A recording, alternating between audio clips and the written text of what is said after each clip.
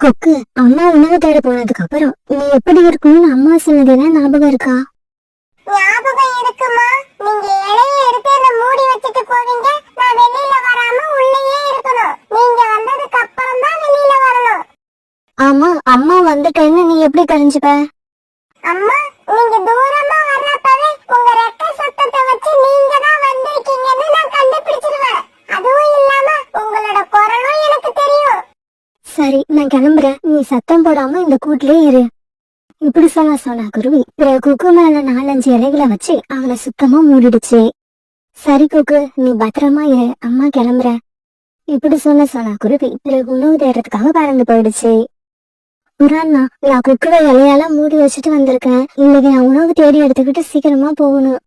சோனா, மேற்கு பக்கம் உள்ள வயல்ல நேத்து அறுவடை முடிஞ்சிருக்கா. அந்த வயல்ல பறவைகளுக்காக நிறைய தானியங்களும் குடிக்க தண்ணீரும் வச்சிருக்காங்கன்னு இப்பதான் ரீட்டா கிளி என்கிட்ட சொல்லிட்டு போகுது.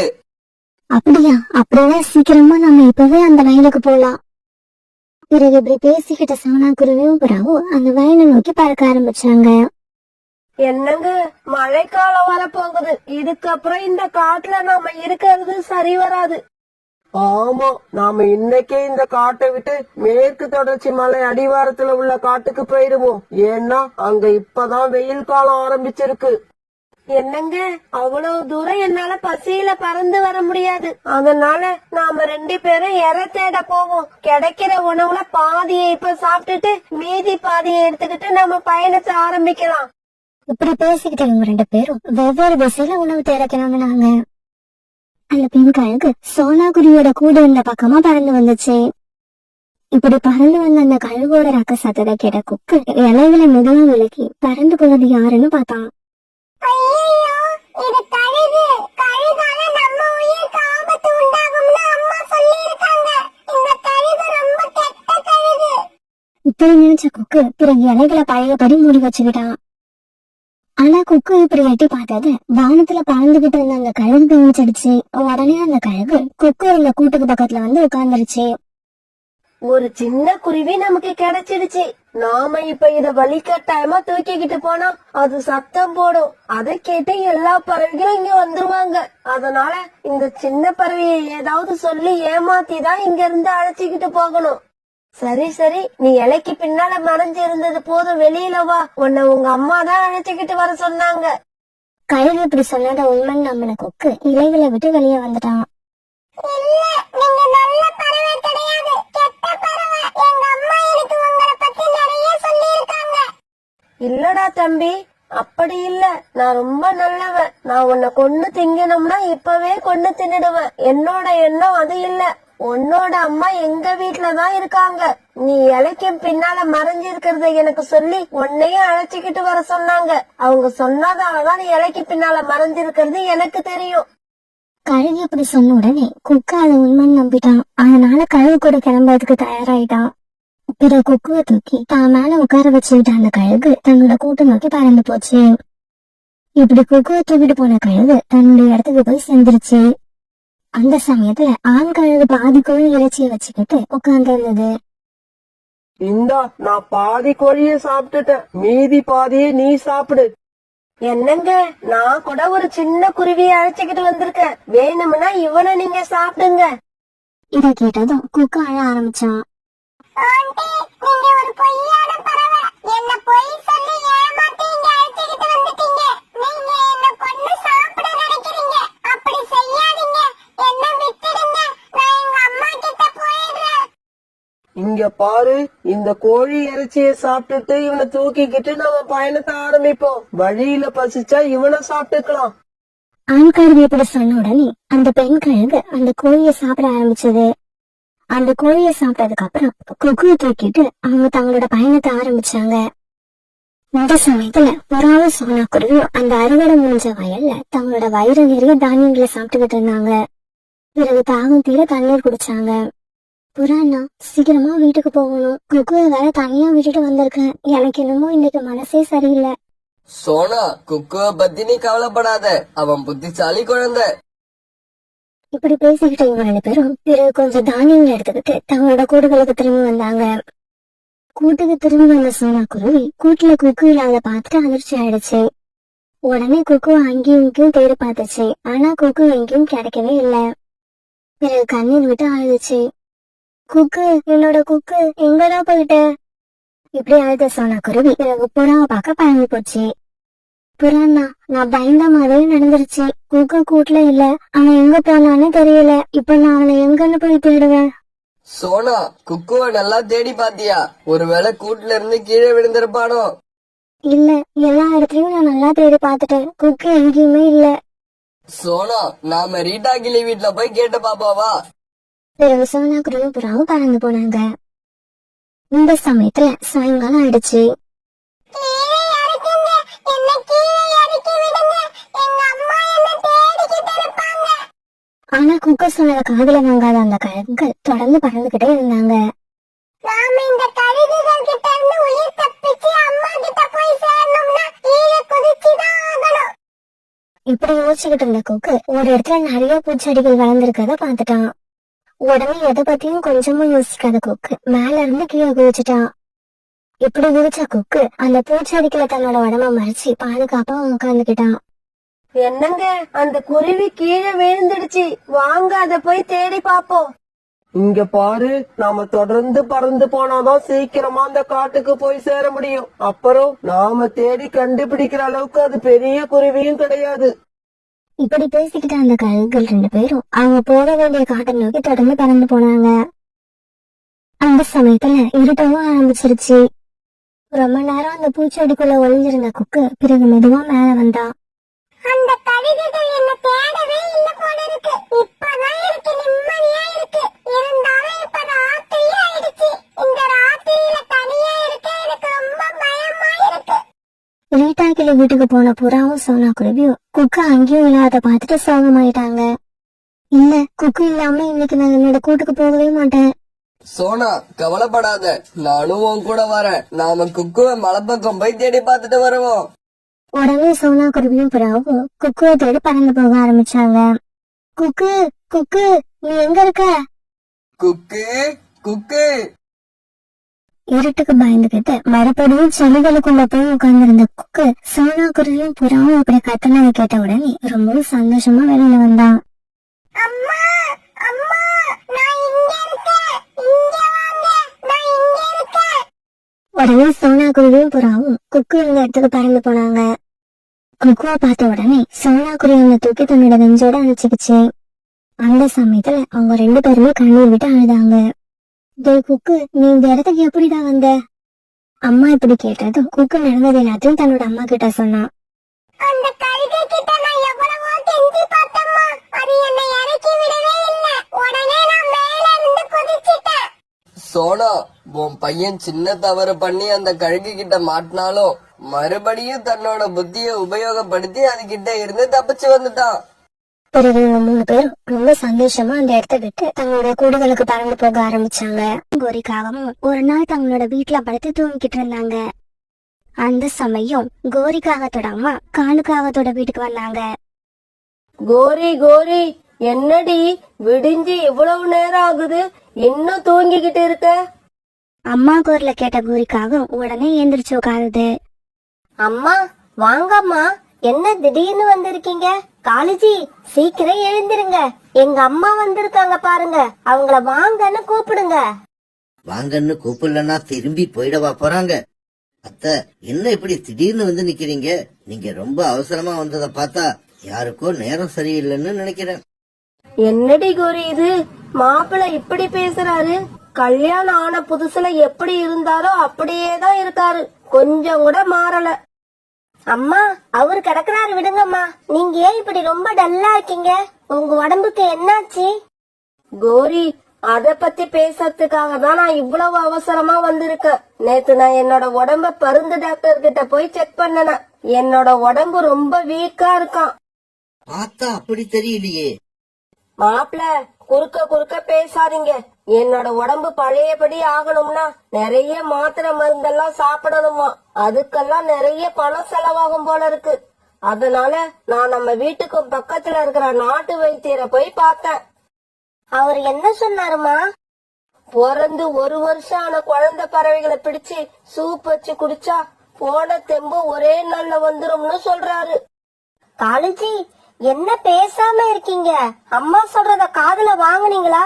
உங்களுக்கு தெரிஞ்சு அப்படி ஏதாவது குழந்தைங்க நம்ம காட்டுல இருக்கா?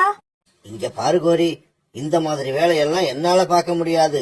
எந்த பொருளையாவது யார் வீட்லயாவது போய் திருட சொல்றீங்களா, அதை செய்வேன். ஆனா அடுத்தவங்க குழந்தைங்களை என்னால கொல்ல முடியாது.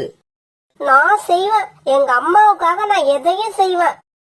தாராளமா செய், உன்னை நான் தடுக்கவே மாட்டேன். ஆனா ஜாக்கிரதையா இரு, எங்கேயாவது போய் அடி வாங்கிக்கிட்டு இங்க வந்து கண்ணை கசக்கிக்கிட்டு நிக்காத. அம்மா, நீங்க கவலைப்படாதீங்க. இவர் இல்லாட்டி என்ன, நீங்க கேட்ட மாதிரி ஒரு பறவை குழந்தைய இன்னைக்கே கொண்டு வரேன். இப்படி சொன்ன கோரிக்காகவும் உடனே வெளியில பறந்து போச்சு. இப்படி போன கோரிக்காகவும் வீட்டுக்கும் பக்கத்துல இருந்த மரத்துல மறைஞ்சிருந்து சோனா குருவியோட வீட்டை கண்காணிக்க ஆரம்பிச்சது. இந்த சோனா குருவி வீட்டுல ஒரு குழந்தை இருக்கிறது தெரியும். சோனா இப்ப வீட்டுல இருக்கா என்னன்னு தான் தெரியல. கொஞ்ச நேரத்துல சோனா குருவியும் அந்த பையன் குக்கும் வீட்டை விட்டு வெளியே வந்தாங்க. குக்கு அம்மா போய் நதியில தண்ணி குடிச்சிட்டு வர வரைக்கும் சமத்தா வீட்டுக்குள்ளேயே இருக்கணும். அம்மா அம்மா, வீட்டுக்குள்ள போய் உட்கார்ந்தா போர் அடிக்குது. நான் இப்படி வெளியிலேயே உட்கார்ந்து வேடிக்கை பார்த்துட்டு இருக்கேன். நீங்க சீக்கிரமா வந்துருங்க. இங்க பாரு குக்கு, நீ வெளியில உட்கார கூடாது, அது ரொம்ப ஆபத்து. இவங்க இப்படி பேசிக்கிட்டு இருக்க சமயத்துல புறா அங்க வந்தது. என்ன சோனா, அம்மாவும் பையனும் என்ன பேசிக்கிட்டு இருக்கீங்க? நான் போய் தண்ணி குடிச்சிட்டு வர வரைக்கும் வீட்டுக்குள்ள போய் உட்காருன்னு சொன்னேன். இவன் என்னடானா வெளியில தான் உட்காருவேன்னு அடம் பிடிக்கிறான். இதுதான் பிரச்சனையா? நீ போய் தண்ணி குடிச்சிட்டு வா, நான் அது வரைக்கும் குக்கு கூட இங்க உட்கார்ந்துருக்கேன். சே, இந்த புறா ஒரு 5 நிமிஷம் லேட்டா வந்திருக்க கூடாது. என்னோட வேலை ஈஸியா முடிஞ்சிருக்கும். இந்த புறாவால நமக்கு எப்பவுமே தொல்லைதான். இப்படி தனக்கு தானே பேசிக்கிட்ட கோரிக்காகவும் பிறகு அங்க வந்து பறந்து போச்சு. பாரு மிட்டு, நீ வீட்லயே பத்திரமா இரு. அம்மா போய் ஏதாவது சாப்பிட பழம் கிடைக்குதான்னு பாத்துட்டு வரேன். அம்மா அம்மா, சீக்கிரமா வாங்க, எனக்கு ரொம்ப பசிக்குது. பிறகு ரீட்டா கிளி வீட்டை விட்டு வெளியே பறந்து போச்சு. ரீட்டா கிளி வீட்டுக்கு பக்கத்துல மறைஞ்சிருந்த கோரிக்காகவும் ரீட்டா கிளி வீட்டை விட்டு வெளியே போறத பார்த்துட்டு சந்தோஷமாயிடுச்சு. உடனே கோரிக்காவை ரீட்டா கிளி வீட்டு ஜன்னல் பக்கம் போச்சு. மிட்டு, உங்க அம்மா எங்க? சீக்கிரமா வந்து கதவை திறக்க சொல்லு. ஆண்டி, எங்க அம்மா சாப்பிட பழம் கிடைக்குதான்னு பார்க்க போயிருக்காங்க. அப்படியா? ஐயோ, இப்ப என்ன பண்றது? உன்னையும் உங்க அம்மாவையும் அழைச்சுக்கிட்டு போய் குல்ஃபி ஐஸ் வாங்கி தரலான்னு நினைச்சேன். இந்த சமயத்துல உங்க அம்மா வீட்ல இல்ல. ஆண்டி ஆண்டி, அம்மா வீட்ல இல்லன்னா என்ன, நான் இருக்கேன்ல, எனக்கு வாங்கி கொடுங்க. அப்ப ஒண்ணு பண்ணு, நீ என் கூட வந்து உங்க அம்மாவுக்கும் சேர்த்து 2 குல்ஃபி ஐஸ் வாங்கிட்டு வந்துரு. சரிங்க ஆண்டி, அப்படியே பண்றேன். இப்படி சொன்ன மிட்டு வாசல் கதவை திறந்துகிட்டு வீட்டை விட்டு வெளியே போனான். இப்படி வெளியில வந்த மிட்டுவை கூப்பிட்டுக்கிட்டு கோரிக்காவை ரொம்ப சந்தோஷமா தங்களோட வீட்டை நோக்கி பறக்க ஆரம்பிச்சது. இங்க பாரு மிட்டு, அங்க வந்து என்கிட்ட நிறைய குல்ஃபி ஐஸ் கேட்க கூடாது. நான் 2 தான் வாங்கி தருவேன். நீங்க 2 ஐஸ் வாங்கி கொடுங்க ஆண்டி, எனக்கு அது போதும். நானும் எங்க அம்மாவும் ஆளுக்கு ஒண்ணா சாப்பிடுவோம். கோரிக்காவும் மிட்டுவும் இப்படி பேசிக்கிட்டு போறத சோனா குருவி வீட்டு வாசல்ல உட்கார்ந்திருந்த புறா பாத்துருச்சு. மிட்டு எதுக்காக கோரிக்காக்கும் கூட பறந்து போறான்? புறா இப்படி யோசிச்சுக்கிட்டு இருக்கப்ப சோனா குருவி நதியில தண்ணீர் குடிச்சிட்டு வீட்டுக்கு திரும்பி வந்துடுச்சு. சோனா, மிட்டு கோரிக்காகத்து கூட தனியா பறந்து போறான். எனக்கு என்னவோ அது சரியா படல. புறாண்ணா, நீங்க சொல்றது சரிதான். அப்புறம் நாம அத பத்தி இங்கேயே உட்கார்ந்து பேசுறதை விட அவங்கள ஃபாலோ பண்ணி என்ன நடக்குதுன்னு பாக்கலாம். குக்கு, நீ நம்ம கூட்டுல உள்ள பள்ளமான பகுதியில போய் மறைஞ்சு உட்காந்துக்க. அம்மா கொஞ்சம் வெளியில போயிட்டு சீக்கிரமா வந்துடுறேன். இப்படி சொன்ன சோனா குருவி குக்குவை வீட்டுக்குள்ள அனுப்பிட்டு கதவை வெளிப்பக்கமா போட்டு பூட்டிடுச்சு. கோரிக்காகத்து கூட பறந்து போன விட்டு ரொம்ப தூரம் போன உடனே பறக்க முடியாம ஒரு மரக்கடையில உட்கார்ந்துட்டான். ஆண்டி, இதுக்கு மேல என்னால பறக்க முடியாது. நான் ரொம்ப களைச்சு போயிட்டேன். மிட்டு, குல்ஃபி ஐஸ் விக்கிற கடை இன்னும் கொஞ்ச தூரத்துலதான் இருக்கு. உன்னால முடியலன்னா சொல்லு, நான் உன்னை தூக்கிக்கிட்டு போறேன். இந்த சமயத்துல புறாவும் சோனா குருவியும் அந்த இடத்துக்கு வந்துட்டாங்க. கோரி, நீ மிட்டுவ கூப்பிட்டுக்கிட்டு எங்க போய்கிட்டு இருக்க? நானா? நான் வந்து குல்ஃபி ஐஸ் வாங்கி கொடுக்கறதுக்காக மிட்டுவை கூப்பிட்டுக்கிட்டு போறேன். எங்களுக்கு கூட குல்ஃபி ஐஸ் சாப்பிடணும்னு ரொம்ப நாள் ஆசை. சரி வா, நாங்களும் உங்க கூட வரோம். இங்க பாருங்க, உங்களுக்கெல்லாம் வாங்கி கொடுக்க என்கிட்ட காசு கிடையாது. காசு எங்க கிட்ட இருக்கு, நீங்க கடையை மட்டும் காட்டுங்க, குல்ஃபி ஐஸ நாங்களே வாங்கிக்கிறோம். ஐயோ, மணி ஆயிடுச்சு. இந்நேரம் குல்ஃபி ஐஸ் விக்கிற கடையை மூடி இருப்பாங்க. மிட்டு, நீ இவங்க கூட வீட்டுக்கு போயிடு. நான் இன்னொரு நாளைக்கு உனக்கு குல்ஃபி ஐஸ் வாங்கி தரேன். இப்படி சொன்ன கோரிக்காவும் உடனே அந்த இடத்தை விட்டு பறந்து போயிடுச்சு. புறாண்ணா, இந்த கோரி அக்கா ஏதோ தப்பா பிளான் பண்ணிருக்காங்க, அதனாலதான் நம்ம கிட்ட இருந்து எஸ்கேப் ஆகி ஓடுறாங்க. உங்களை இங்க யாரு வர சொன்னது? என்ன கோரி ஆண்டி தூக்கிட்டு போய் ஐஸ்கிரீம் வாங்கி கொடுக்கறேன்னு சொன்னாங்க. நீங்க வந்ததால எல்லாம் கெட்டு போச்சு. இங்க பாருமிட்டு, நான் சொல்றது கேளு, இந்த கோரி ஆண்டி ரொம்பவும் கெட்டவங்க. அவங்க கூட இனிமே இந்த மாதிரி தனியா நீ எங்கேயும் வரக்கூடாது. பிறகு மிட்டுவை தூக்கிட்டு சோனா குருவியும் புறாவும் ரீட்டா கிளி வீட்டுக்கு பறந்து போனாங்க. சோனா, புறா, நீங்க 2 பேரும் சரியான சமயத்துல மிட்டுவா பாக்கலன்னா அவனுக்கு கண்டிப்பா ஏதாவது ஆபத்து வந்திருக்கும். அம்மா அம்மா, கோரி ஆண்டி எனக்கு இந்நேரம் குல்ஃபி ஐஸ் வாங்கி கொடுத்திருப்பாங்க. இவங்க 2 பேரும் வந்து காரியத்தையே கெடுத்துட்டாங்க. இங்க பாரு மிட்டு, அம்மா அப்பா வீட்ல இல்லாதப்ப நீ யார் கூடயாவது வீட்டை விட்டு வெளியே போன காலை உடைச்சிடுவேன், ஜாக்கிரதை. அம்மாவுக்கு இப்ப நான் வீட்டுக்கு போய் என்ன பதில் சொல்றது? வெறும் கையோட போனா அம்மா என்ன ரொம்ப கேவலமா நினைச்சிடுவாங்க.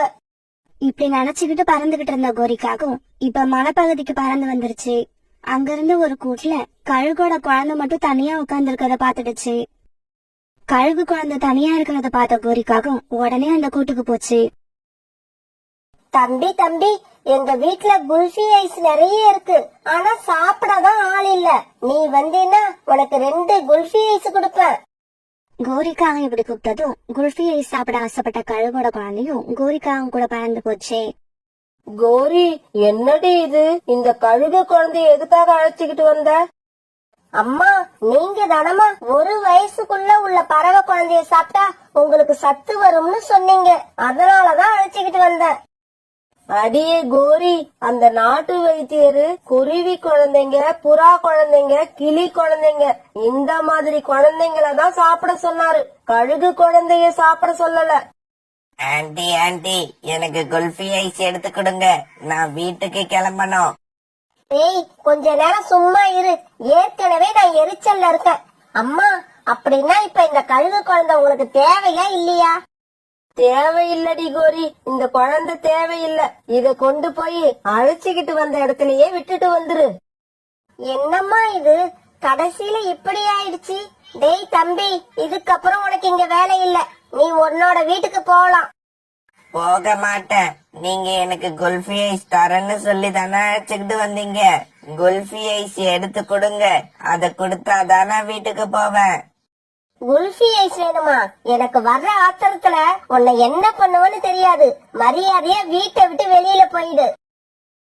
இப்படி சொன்ன கோரிக்காகவும் பிறகு அந்த குழந்தைய தரன்னு இழுத்துக்கிட்டு போச்சு. இப்படி இழுத்துக்கிட்டு போன கழுகு குழந்தைய கோரிக்காவும் வீட்டை விட்டு வெளியில தள்ளிடுச்சு. அம்மா அம்மா, ஐஸ், எனக்கு ஐஸ் வேணும். ஐஸ் கொடுக்காட்டி நான் போக மாட்டேன். இந்த சமயத்துல தன்னோட குழந்தைய காணாம தேடிட்டு வந்த கழுகும் அந்த இடத்துக்கு வந்துருச்சு. அம்மாவை பார்த்த உடனே அந்த கழுகு குழந்தை நடந்தது எல்லாத்தையும் அழுதுகிட்டு அவங்க அம்மா கிட்ட சொல்லுச்சு. என் குழந்தைய பொய் சொல்லி அழைச்சுக்கிட்டு வந்ததும் இல்லாம அவன் கழுத்தை பிடிச்சு வீட்டை விட்டு வெளியே தள்ளி இருக்க. கோரி, இன்னைக்கு நீ காலி. கோரிக்காகத்துக்கு இப்ப சரியான அடி விழுந்துகிட்டு இருந்தது. ரொம்ப நேரம் இப்படி கோரிக்காகத்துக்கு தண்டனை கொடுத்த கழுகு பிறகு தன்னோட குழந்தைய கூப்பிட்டுக்கிட்டு அந்த இடத்த விட்டு பறந்து போயிடுச்சு. மாப்பிள, என்ன இது? என் பொண்ணு இப்படி அடிபட்டு கிடக்கா. இந்த சமயத்துல உங்களுக்கு எப்படிதான் சிரிப்பு வருது? அப்படி இல்ல அத்த, காலையில உங்களை பார்த்த உடனே யாருக்கோ நேரம் சரியில்லைன்னு நினைச்சேன். ஆனா நம்ம கோரிக்கைதான் நேரம் சரியில்லைன்னு எனக்கு இப்பதான் தெரிஞ்சது.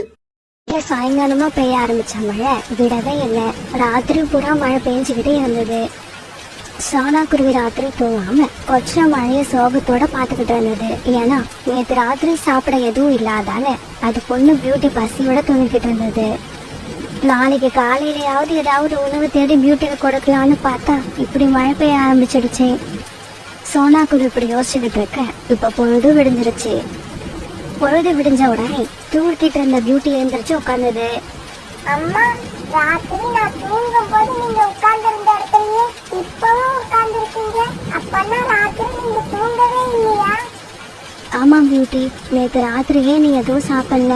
இந்த நிலைமையில இப்படி மழை பெஞ்சுக்கிட்டே இருந்தா உனக்கு எப்படி உணவு எடுத்துட்டு வருவேன்னு எனக்கு குழப்பமா இருக்கு. அம்மா, கவலைப்படாதீங்க, இன்னும் கொஞ்ச நேரத்துல மழை விட்டுடும். எனக்கு என்னமோ அப்படி தெரியல.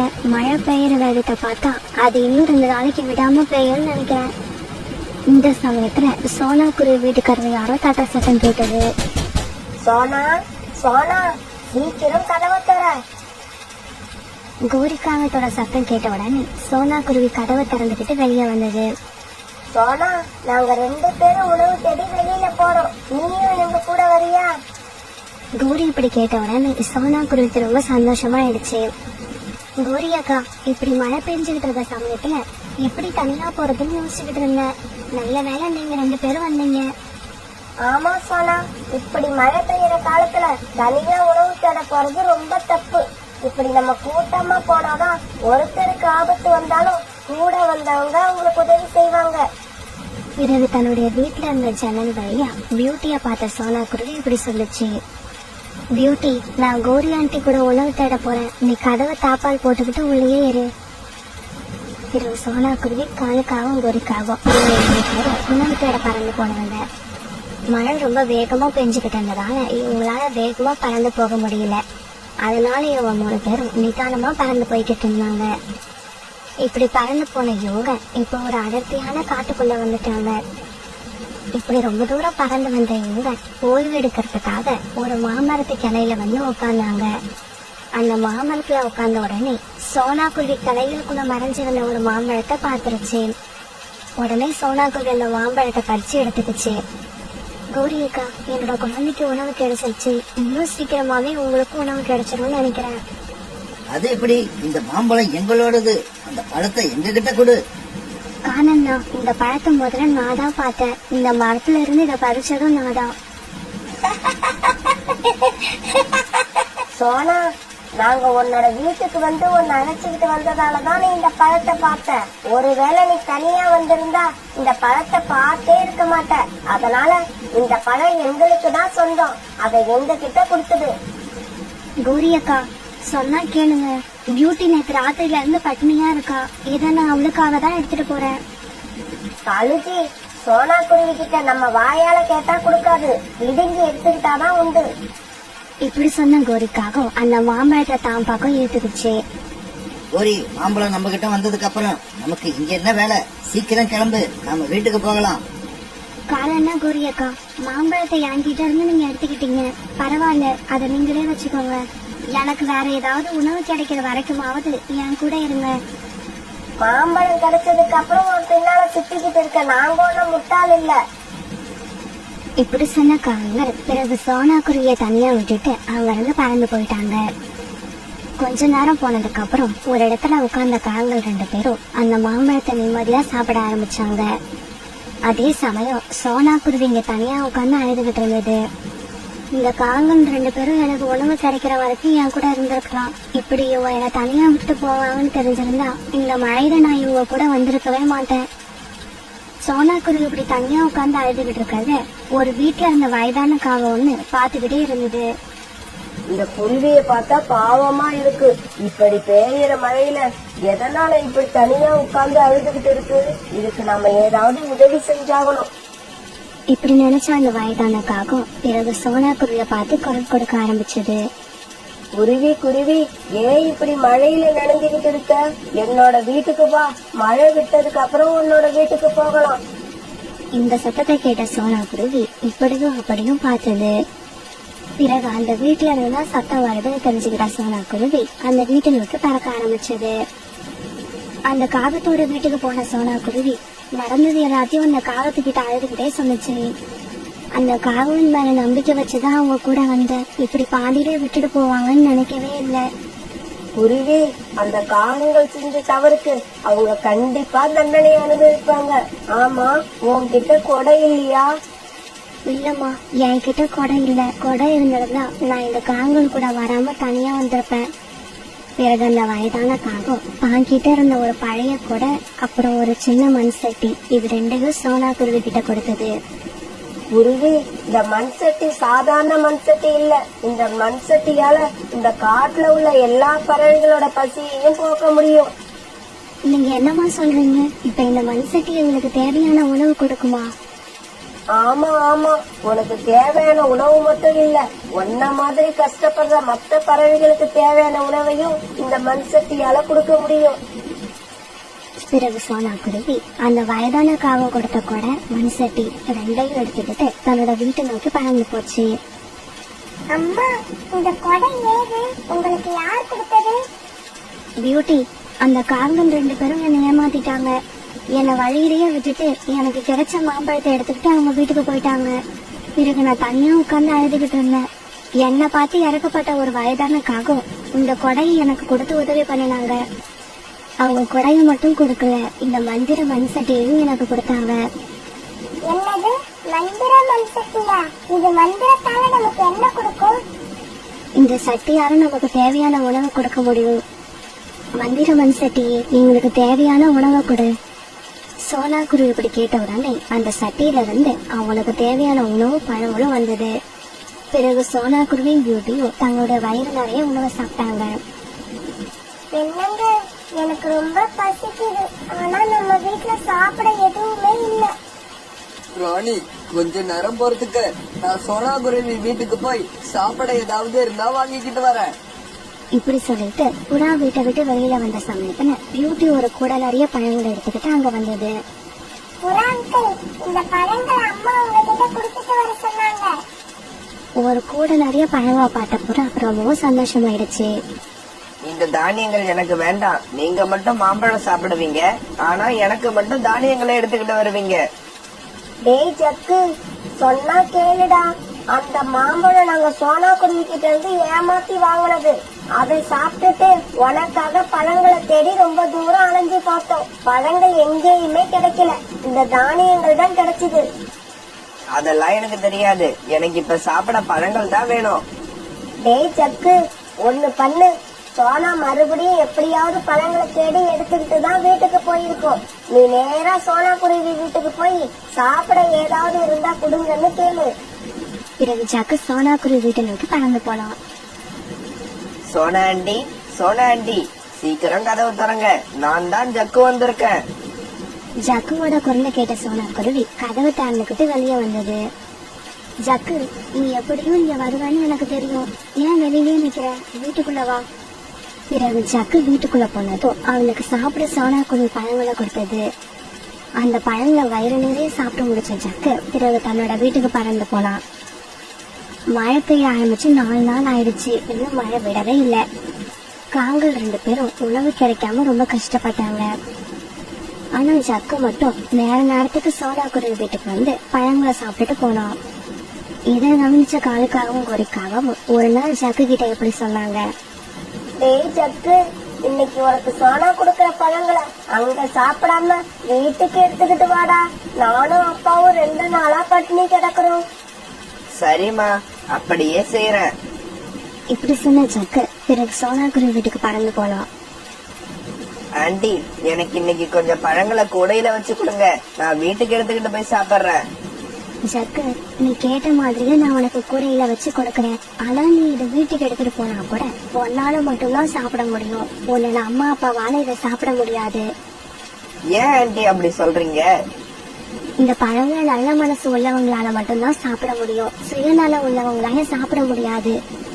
பிறகு அந்த பழத்தை எடுத்துக்கிட்டு ஜக்கு தன்னோட வீட்டுக்கு பறந்து போனான்.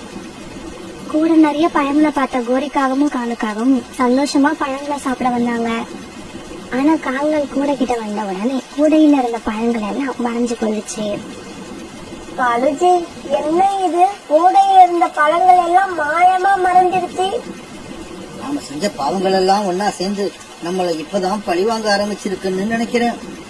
பிறகு ஜக்கு வந்து அந்த பழங்களை சாப்பிட ஆரம்பிச்சான். அப்ப அந்த பழங்கள் மறையாம அப்படியே இருந்துச்சு. பிறகு வேற வழி இல்லாத காலுக்காகவும் குறிக்காகவும் உணவு தேடுறதுக்காக கொச்ச மழையில பறந்து போனாங்க. அந்த காட்டுல உள்ள பறவைகள் எல்லாருக்கும் சோனா குருவி தாங்கிட்டு இருந்த பழங்களை கொடுத்து அவங்களையும் பசி இல்லாம பாத்துக்குச்சு. ஆனா சுயநலமான காங்கள் 2 பேரும் சாப்பிட எந்த உணவும் கிடைக்காம தனியா நின்று அழுதுகிட்டு இருந்தாங்க. ஒரு நாள் காலுக்காகவும் கோரிக்காகவும் தங்களுடைய வீட்டுல உட்காந்து பேசிக்கிட்டு இருந்தாங்க.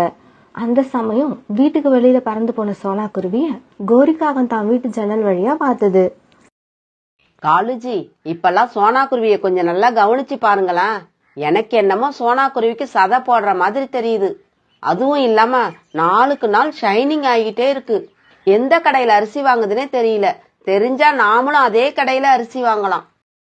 கோரி, சோனா குருவி இப்படி மாறுறதுக்கு காரணம் அரிசியும் இல்ல, கோதுமையும் இல்ல. இப்பெல்லாம் சோனா தினமும் எந்த சமையல் செஞ்சாலும் அதுல நெய்ய உபயோகப்படுத்துது. சோனாவோட உடம்புல ஏற்படுற மாற்றத்துக்கு அந்த நெய் தான் காரணம். அப்படியா காலுஜி?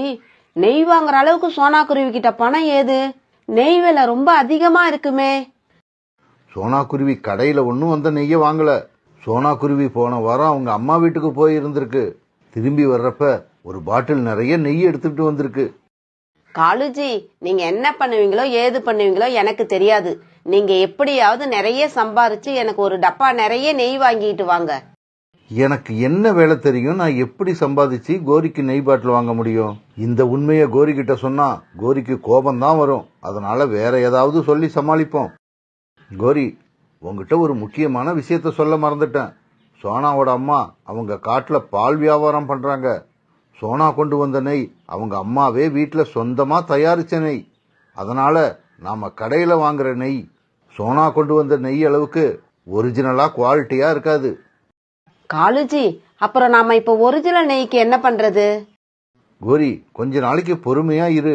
நான் ஏதாவது ஏற்பாடு பண்ணி உனக்கு ஒரிஜினல் நெய் கொண்டு வந்து தரேன். காலுஜி, இன்னும் 10 நாள் பாப்பேன். 10 நாளுக்குள்ள நீங்க எனக்கு நெய் பாட்டில் கொண்டு வந்து கொடுக்கல, நான் கிளம்பி எங்க அம்மா வீட்டுக்கு போயிடுவேன். அப்பாடா, இன்னும் 10 நாள் நிம்மதியா இருக்கலாம். இப்படி நினைச்ச காலுக்காகவும் பிறகு வெளியில கிளம்பி போச்சு. இப்படியே சில நாட்கள் நகர்ந்துச்சு. காலுக்காகவும் அந்த நெய் பாட்டில் நினைப்பே இல்லாம தினமும் சாப்பிடுறதும் தூங்குறதுமா இருந்தது. இப்படியே கோரி காலுக்கு கொடுத்த 10 நாள் டைமும் முடிஞ்சு போயிடுச்சு. காலுஜி, நீங்க நெய் பாட்டில் கொண்டு வராப்பல இல்ல. இதுக்கப்புறம் நானும் இந்த வீட்டுல இருக்க போறதும் இல்ல. கோரி, ஏன் அவசரப்படுற? இன்னைக்கு தானே 10வது நாள். இன்னைக்கு ராத்திரி வரைக்கும் எனக்கு டைம் இருக்கு. காலுஜி, 9 நாள் உங்களால நெய் பாட்டில் கொண்டு வர முடியல. இன்னைக்கு ஒரு நாள் எப்படி கொண்டு வருவீங்க? கோரி, பொறுத்திருந்து பார் நான் என்ன பண்ண போறேன்னு. இப்படி சொன்ன காலும் பிறகு வீட்டை விட்டு கிளம்பி போச்சு. இப்படி வீட்டை விட்டு கிளம்பி வந்த காலுக்காகவும் மனிதர்களோட குடியிருப்பு பகுதிக்குள்ள நுழைஞ்சது.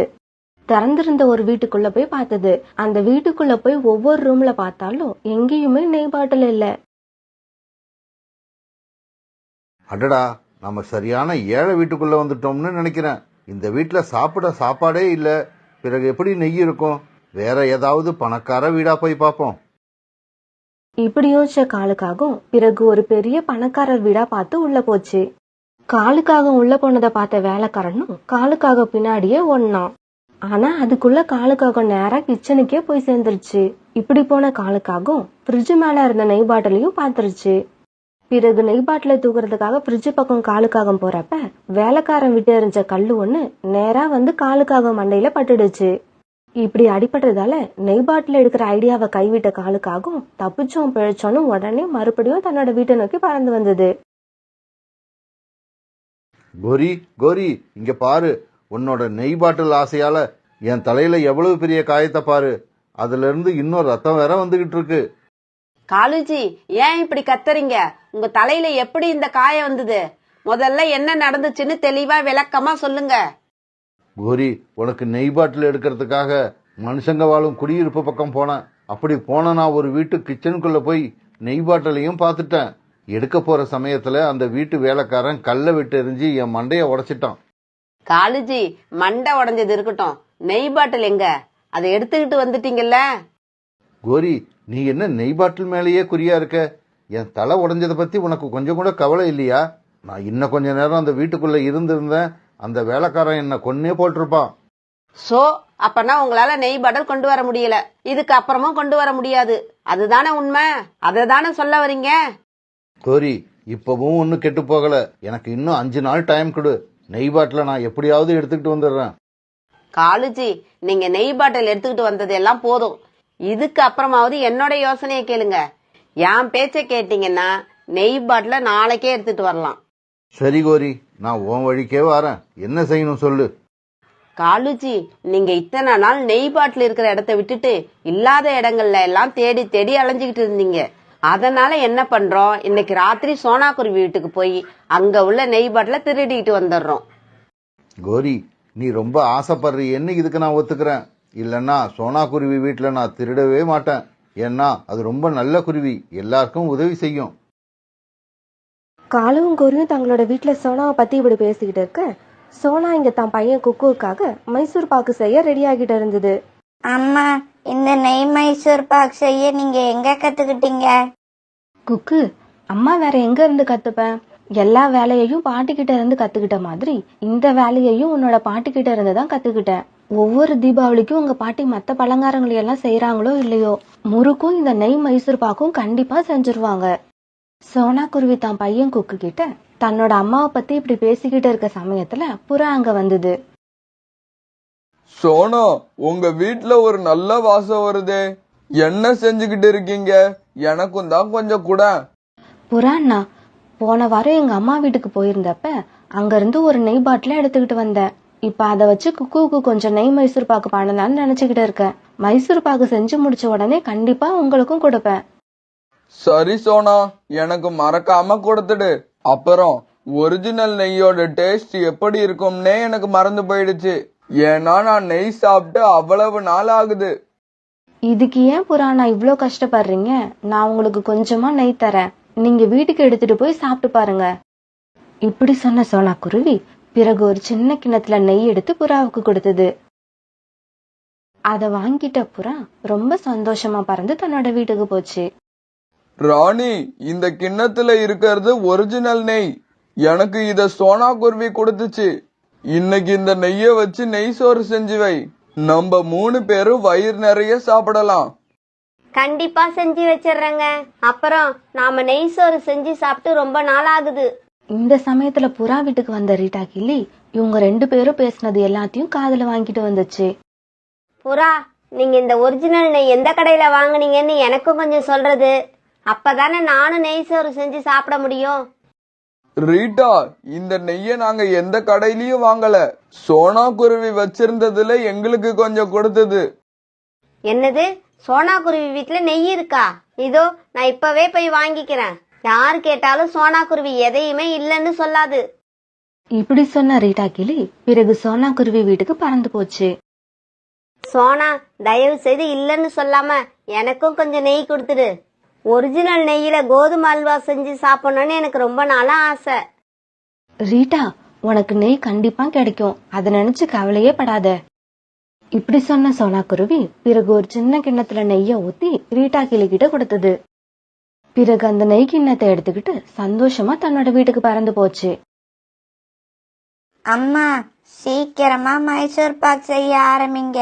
நீங்க வர்றவங்களுக்கெல்லாம் நெய்ய வாரி வாரி கொடுக்கறத பார்த்தா கடைசியா மைசூர் பாக் செய்யவே நெய் இருக்காது போல இருக்கு.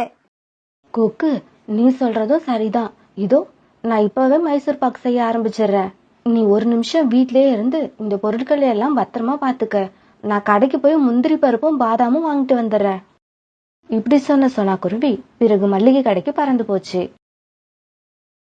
சோனா குருவி மல்லிகை கடைக்கு போனப்ப அங்க ஏற்கனவே கோரிக்காக கடையில இருந்தது. பாபா புரா அண்ணா, 1/4 கிலோ முந்திரி பருப்பும் 1/4 கிலோ பாதாம் பருப்பும் தாங்க. என்ன சோனா, முந்திரி பருப்பு பாதாம் பருப்பு எல்லாம் வாங்கிட்டு போற? என்னதான் செய்யற வீட்ல? எனக்கு கொஞ்சம் சொல்ல. அதுவா கோரி அக்கா, என் பையன் மைசூர் பாக்கு வேணும்னு ரொம்ப நாளா கேட்டுக்கிட்டு இருந்தான். அதான் இன்னைக்கு அவனுக்கு செஞ்சு கொடுக்க போறேன். அப்படியா சோனா, நான் காலுக்கு கொஞ்சம் கிச்சடி செஞ்சு கொடுக்க போறேன். பிறகு கோரிக்காகவும் சோனா குருவியும் தங்களோட வீடுகளுக்கு பறந்து போனாங்க. காலுஜி, நான் இப்பதான் சோனா குருவிய பாபாபுராவோட மளிகை கடையில பார்த்தேன்.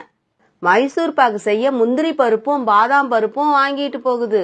எனக்கு என்னவோ நீங்க ராத்திரி போய் அந்த நெய் பாட்டில திருடுறதுக்குள்ள இருக்கிற நெய்யெல்லாம் அது ஸ்வீட் செஞ்சே காலி பண்ணிடும் போல இருக்கு.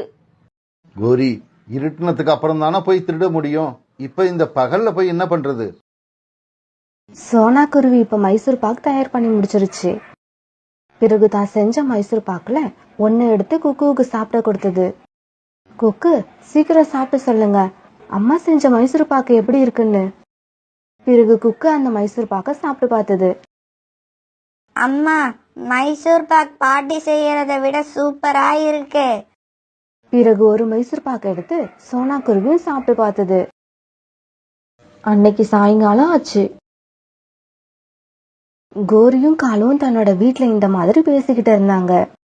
காலுஜி, ராத்திரி ஆக போகுது, வாங்க நாம 2 பேரும் சோனா குருவியோட வீட்டுக்கு போவோம். கோரி, நீயுமா என் கூட சோனா குருவி வீட்டுக்கு வர? எனக்கு உங்க மேல நம்பிக்கை இல்ல. நெய் பாட்டில் நினைச்சு விளக்கெண்ணெய் பாட்டில கூட நீங்க எடுத்துட்டு வந்துருவீங்க. அதனால நானும் உங்க கூட வர்றதா முடிவு பண்ணிட்டேன். பிறகு ராத்திரி ஆச்சு.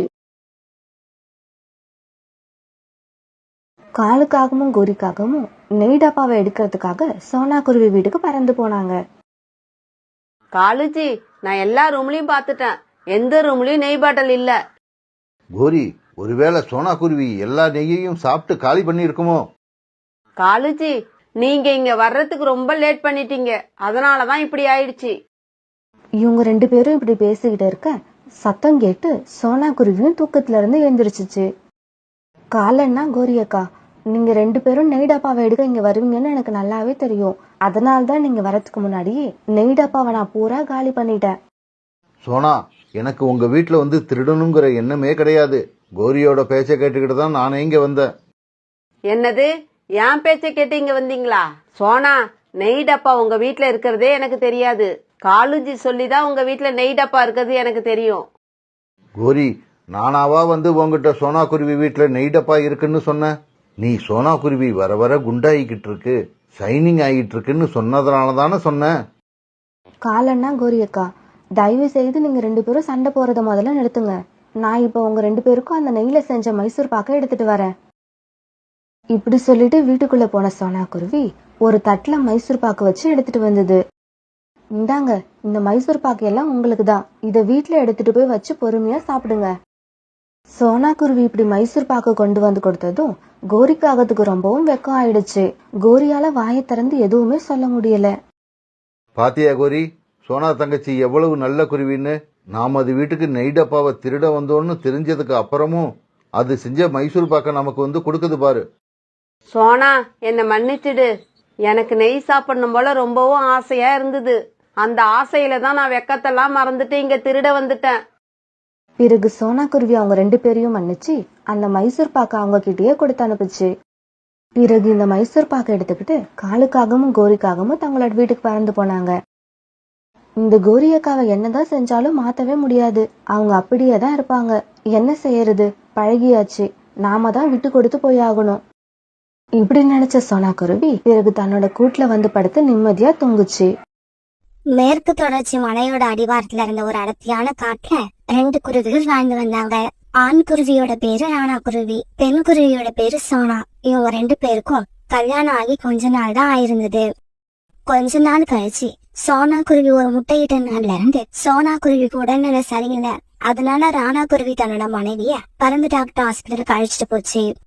இங்க பாரு ராணா, உன் மனைவிக்கு உடம்பு ஏற்கனவே வீக்கா இருந்திருக்கு.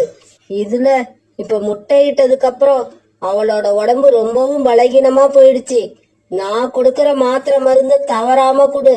அப்புறம் 6 மாசத்துல இருந்து 1 வருஷம் வரைக்கும் சோனா எங்கேயும் போகாம எந்த வேலையும் பார்க்காம நல்லா ரெஸ்ட் எடுக்கணும். டாக்டர் இப்படி சொன்னதை கேட்ட உடனே ராணா மனசுல குழப்பம் வந்துருச்சு. நான் வீட்டு வேலைய பாப்பனா இல்ல வேலைக்கு போய் சம்பாரிச்சுக்கிட்டு வருவேனா, எனக்கு என்ன பண்றதுன்னே தெரியல. அந்த குழப்பத்தோடயே ராணா குருவி சோனா குருவி வீட்டுக்கு அழைச்சிட்டு வந்தது. கோரி, ராணாவோட வீடு ரொம்பவும் அழகா இருக்குல்ல. எனக்கும் இதே மாதிரி ஒரு வீடு கட்டணும்னு ரொம்ப நாளா ஆசை. எவ்வளவு அழகா வீடு கட்டி என்ன புண்ணியம். ராணாவுக்கு வாழ்க்கையில நிம்மதி இல்ல. அப்படியா? ராணாவுக்கு என்ன ஆச்சு? காலுஜி, உங்களுக்கு விஷயமே தெரியாதா? சோனா குருவியோட உடம்புல கல்யாணத்துக்கு முன்னாடி இருந்தே ஏதோ நோய் இருக்குதாம். அது என்னமோ படுத்த படுக்கையில தான் இருக்கணும்னு டாக்டர் சொல்லிட்டாங்களாம். ராணா குருவிய பார்க்க அழகா இருக்கு, கை நிறைய சம்பாதிக்குது. இருந்தாலும் என்ன பண்றது, வாழ்க்கையில நிம்மதியே இல்ல.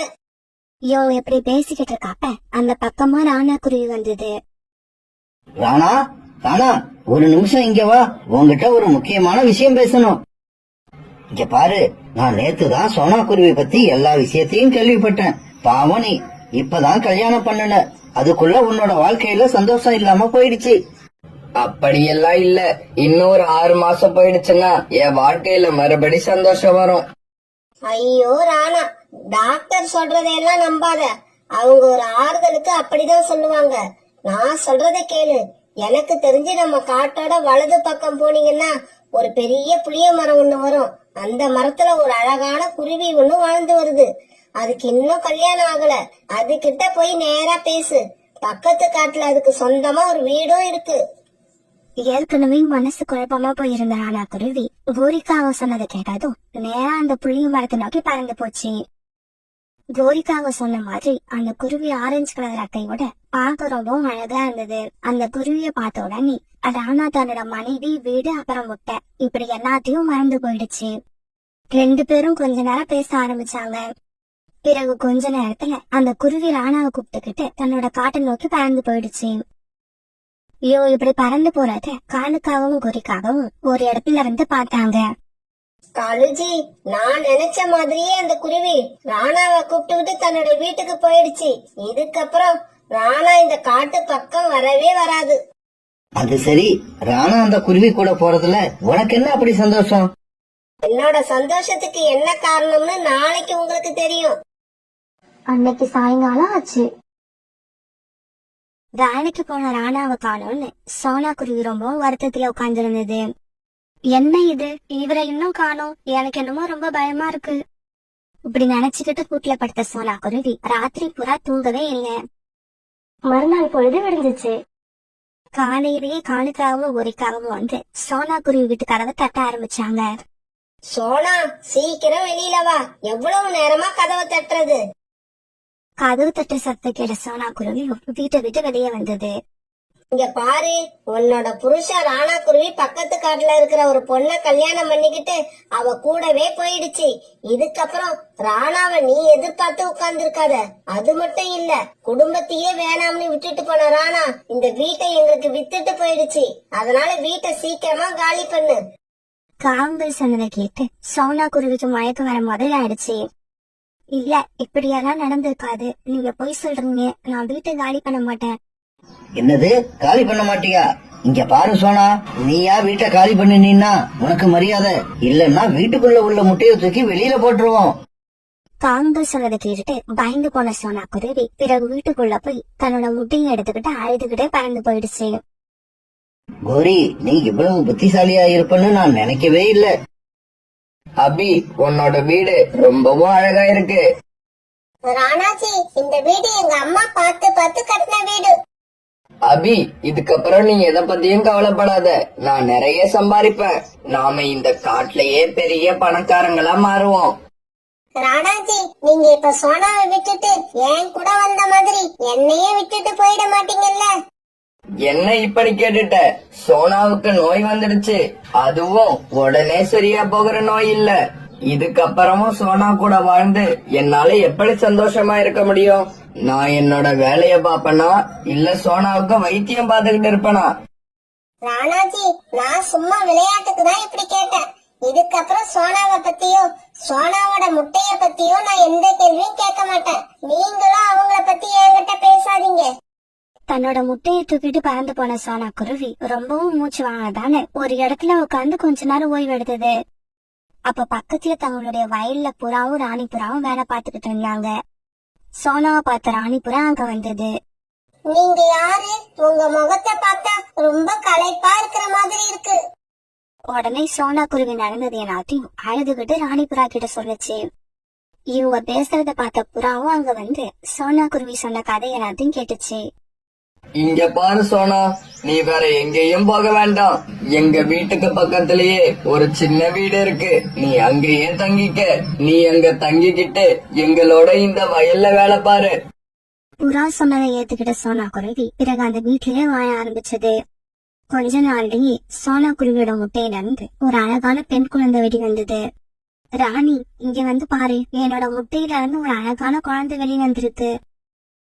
புறாவும் ராணி புறாவும் சோனாவையும் அந்த குழந்தையும் ரொம்ப நல்ல விதமா பாத்துக்கிட்டாங்க. போனா உங்களையும் ராணியையும் என்னால எப்பவுமே மறக்க முடியாது. நீங்க 2 பேரும் என்னையும் என் குழந்தையும் ரொம்ப நல்லா பாத்துக்கிறீங்க.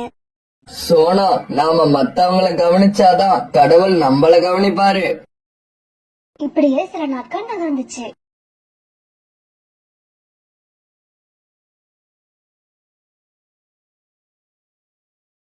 இப்ப பியூட்டி பெருசா வளர்ந்து நல்லா பறக்க ஆரம்பிச்சிடுச்சு.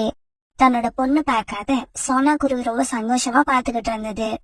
பியூட்டி, பறந்தது போதும், அம்மா கிட்ட வா.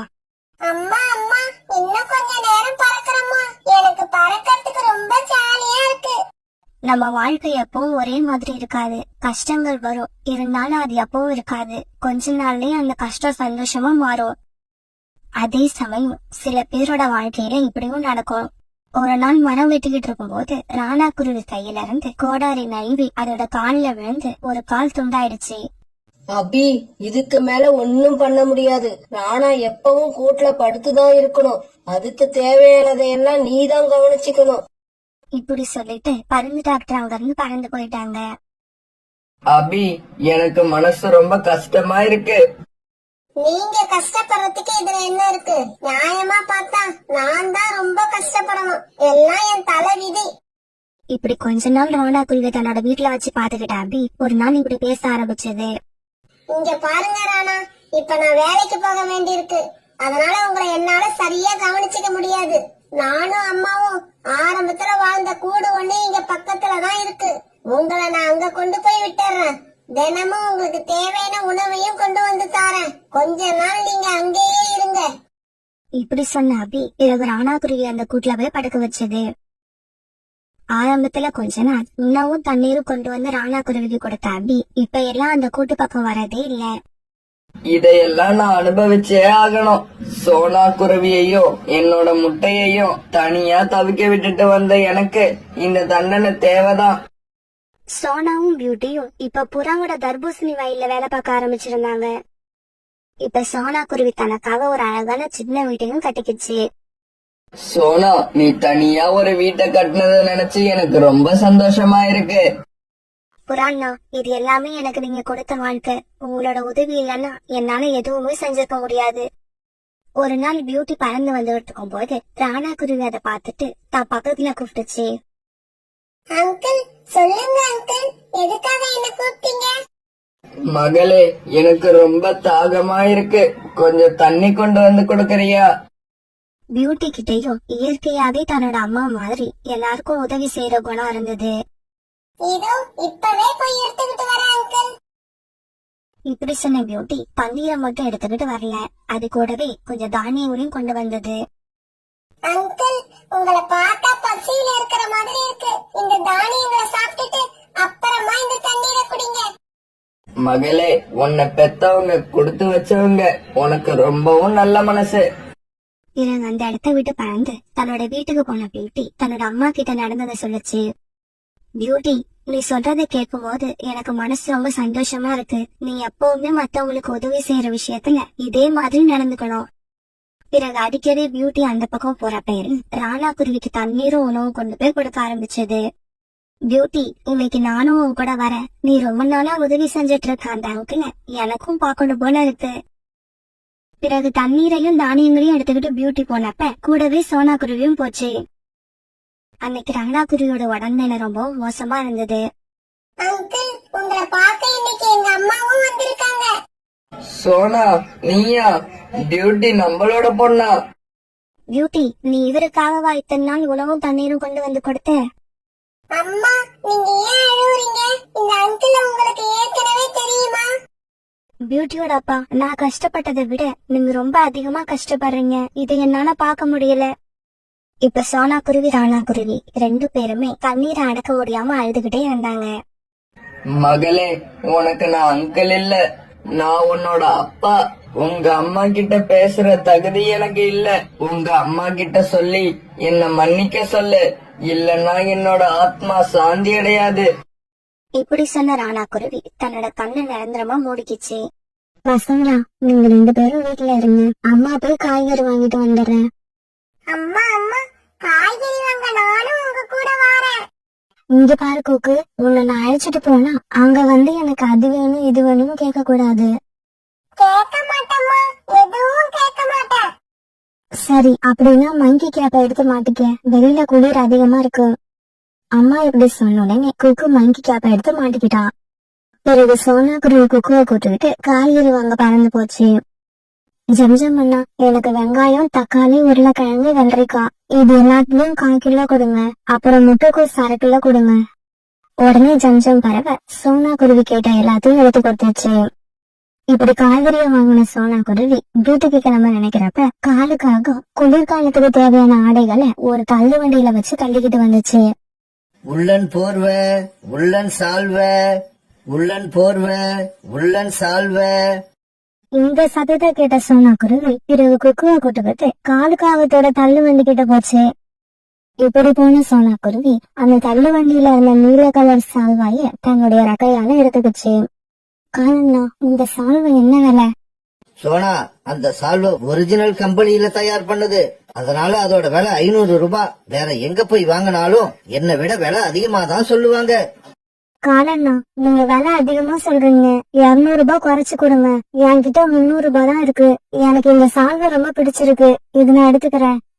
ஆமா, நீங்க எல்லாம் எங்க இருந்து வரீங்க? காலங்காத்தால வந்து என்னோட உயிரை எடுக்கிறீங்க. சால்வைய வண்டியில வச்சுட்டு இடத்த காலி பண்ணுங்க. இப்படி சொன்ன காலுக்காகவும் பிறகு சோனா குருவி கையில வச்சிருந்த நீல கலர் சால்வைய கோவமா பிடுங்கிச்சு. காலண்ணா, நான் என்ன உங்க சால்வைய தூக்கிட்டு ஓடிடவா போறேன்? எதுக்காக கையில வச்சிருந்த சால்வைய எவ்வளவு வேகமா பிடுங்குறீங்க? இங்க பாரு சோனா, உங்களை எல்லாம் நம்பவே முடியாது. பணம் கொடுக்காம சால்வையை எடுத்துக்கிட்டு போனாலும் எடுத்துக்கிட்டு போயிடுவீங்க. காலங்கள், எங்க அம்மா உங்க கடையில இருந்து எத்தனை சால்வையை இதுவரைக்கும் திருடி இருக்காங்க. ஏன் இப்படி பேசுறீங்க? இங்க பாரு குக்கு, வாய மூடிக்கிட்டு போ, இல்லன்னா ஓங்கி ஒண்ணு போட்டுருவேன். 500 ரூபாய் கொடுத்து சால்வை வாங்க வழி இல்லைன்னாலும் வாய் மட்டும் இருக்கு. இங்க பாரு குக்கு, எனக்கு இந்த சால்வை தேவையே இல்ல, நீ வா நம்ம வீட்டுக்கு போகலாம். இப்படி சொல்லிட்டு சோனா குருவி தன்னுடைய பையன் குக்குவை கூட்டுக்கிட்டு தன்னுடைய வீட்டுக்கு பறந்து போயிடுச்சு. வீட்டுக்கு போன உடனே சோனா குருவி தன்னுடைய பசங்களுக்கு சாப்பாடு தயார் பண்ணி கொடுத்துச்சு. சாப்பாடை சாப்பிட்டு முடிச்சது எல்லாரும் பிறகு படுத்து தூங்க ஆரம்பிச்சாங்க. சோனா குருவியும் பியூட்டியும் படுத்து தூங்கிட்டாங்க. ஆனா குக்கு மட்டும் தூங்கவே இல்ல. ஏன்னா காலுக்காக பேசினத குக்குவால மறக்க முடியல. மறுபடியும் காலுக்காக பேசினது ஞாபகத்துக்கு வந்துகிட்டே இருந்தது. ஆமா, நீங்க எல்லாம் எங்க இருந்து வரீங்க? காலங்காத்தால வந்து என்னோட உயிரை எடுக்கிறீங்க. சால்வைய வண்டியில வச்சுட்டு இடத்த காலி பண்ணுங்க. இத நினைச்சு குக்கு அழுதுகிட்டே இருந்தான். மறுநாள் பொழுது விடிஞ்சிச்சு. காலையில கண்ணு வச்ச குக்கு தன்னோட அம்மா கிட்ட எப்படி பேச ஆரம்பிச்சான். அம்மா, நான் என் ஃப்ரெண்டு ஜக்கு கூட விளையாட போறேன். அம்மா, கொக்கு கூட நானும் போறேன். வேண்டாம், நீ வந்தா எங்களை விளையாட விட மாட்டேன், தொல்லை பண்ணிக்கிட்டே இருப்ப. பியூட்டி, நீ அவன் கூட போக வேண்டாம், வீட்லயே இரு, அவன் மட்டும் போயிட்டு வரட்டும். பிறகு குக்கு மட்டும் வீட்டை விட்டு வெளியில பறந்து போனான். இப்படி போன குக்கு புறா வச்சிருந்த ஹோட்டலுக்கு போனான். அங்கிள், நான் உங்க கடையில ஏதாவது வேலை பார்க்க விரும்புறேன். எனக்கு ஏதாவது வேலை கொடுங்க. இங்க பாரு தம்பி, உனக்கு இன்னும் வேலை பார்க்கற வயசு வரல. அங்கிள், எங்க அம்மாவுக்கு நான் ஒரு சால்வை வாங்கி கொடுக்கணும். ஆனா என்கிட்ட அதுக்கான பணம் இல்ல. குக்கு சொல்றது கேட்ட புறாவுக்கு அவன் மேல இறக்கம் வந்தது. சரி சரி, நீ இந்த ஹோட்டல்ல சாப்பிட வர்றவங்களுக்கு உணவு சப்ளை பண்ற வேலைய பாரு. உனக்கு நான் 100 ரூபாய் சம்பளம் கொடுக்கறேன். இத கேட்ட குக்கு ரொம்ப சந்தோஷப்பட்டான். உடனே குக்கு அந்த ஹோட்டல்ல வேலை பார்க்க ஆரம்பிச்சான். அந்த ஹோட்டலுக்கு வரவங்க எல்லாருக்கும் சாப்பாடு கொண்டு போய் கொடுத்தான். பிறகு அன்னைக்கு சாயங்காலம் புறா குக்குக்கு 100 ரூபாய் பணம் கொடுத்தது. இல்ல அங்கிள், இந்த பணம் எனக்கு இப்ப வேண்டாம். 5 நாள் கழிச்சு 500 ரூபாயா வாங்கிக்கிறேன். பிறகு தன்னுடைய வீட்டுக்கு வந்த குக்கு இரவு உணவை சாப்பிட்டு சீக்கிரமா கூட்டுல படுத்தான். ஏன்னா நாள் பூரா வேலை பார்த்ததால அவனோட உடம்பு ரொம்பவும் களைச்சு போயிருந்தது. அதனால சீக்கிரமா தூங்க ஆரம்பிச்சான். மறுநாளும் குக்கு வழக்கம் போல வேலைக்கு கிளம்பி போனான். இப்படியே 5 நாட்கள் ஓடுச்சு. அன்னைக்கு சாயங்காலம் குக்கு வேலையை விட்டு கிளம்பும் போது புறா அவனுக்கு 500 ரூபாய் கொடுத்தது. புறா கொடுத்த பணத்தை எடுத்துக்கிட்ட குக்கு காலுக்காகத்தோட தள்ளு வண்டியை தேடிக்கிட்டு பறந்து போனான். அங்கிள், எனக்கு அந்த ப்ளூ கலர் சால்வையை எடுத்து கொடுங்க. அதாவது எங்க அம்மா கிட்ட இருந்து நீங்க பிடுங்கிக்கிட்டீங்கல்ல அந்த சால்வை. இந்த சால்வையை வாங்குற அளவுக்கு உங்ககிட்ட பணம் இருக்கா? குக்கு பணம் கொடுத்த உடனே காலுக்காக அதை பார்த்துட்டு அதிர்ச்சி ஆயிடுச்சு. பிறகு அந்த நீல கலர் சால்வையை எடுத்து குக்கு கிட்ட கொடுத்துச்சு. அதை வாங்கிட்ட குக்கு சந்தோஷமா அங்க இருந்து பறந்து போனான். இப்படி பறந்து போன குக்குவை வழியில ஒரு வயதான பறவை தடுத்து நிறுத்துச்சு. தம்பி தம்பி, எனக்கு கொஞ்சம் காஞ்ச மரக்குச்சிகள் தேவைப்படுது. உன்னால எடுத்துக்கிட்டு வந்து கொடுக்க முடியுமா? என்னோட வீடு ராத்திரியில ரொம்ப குளிருது.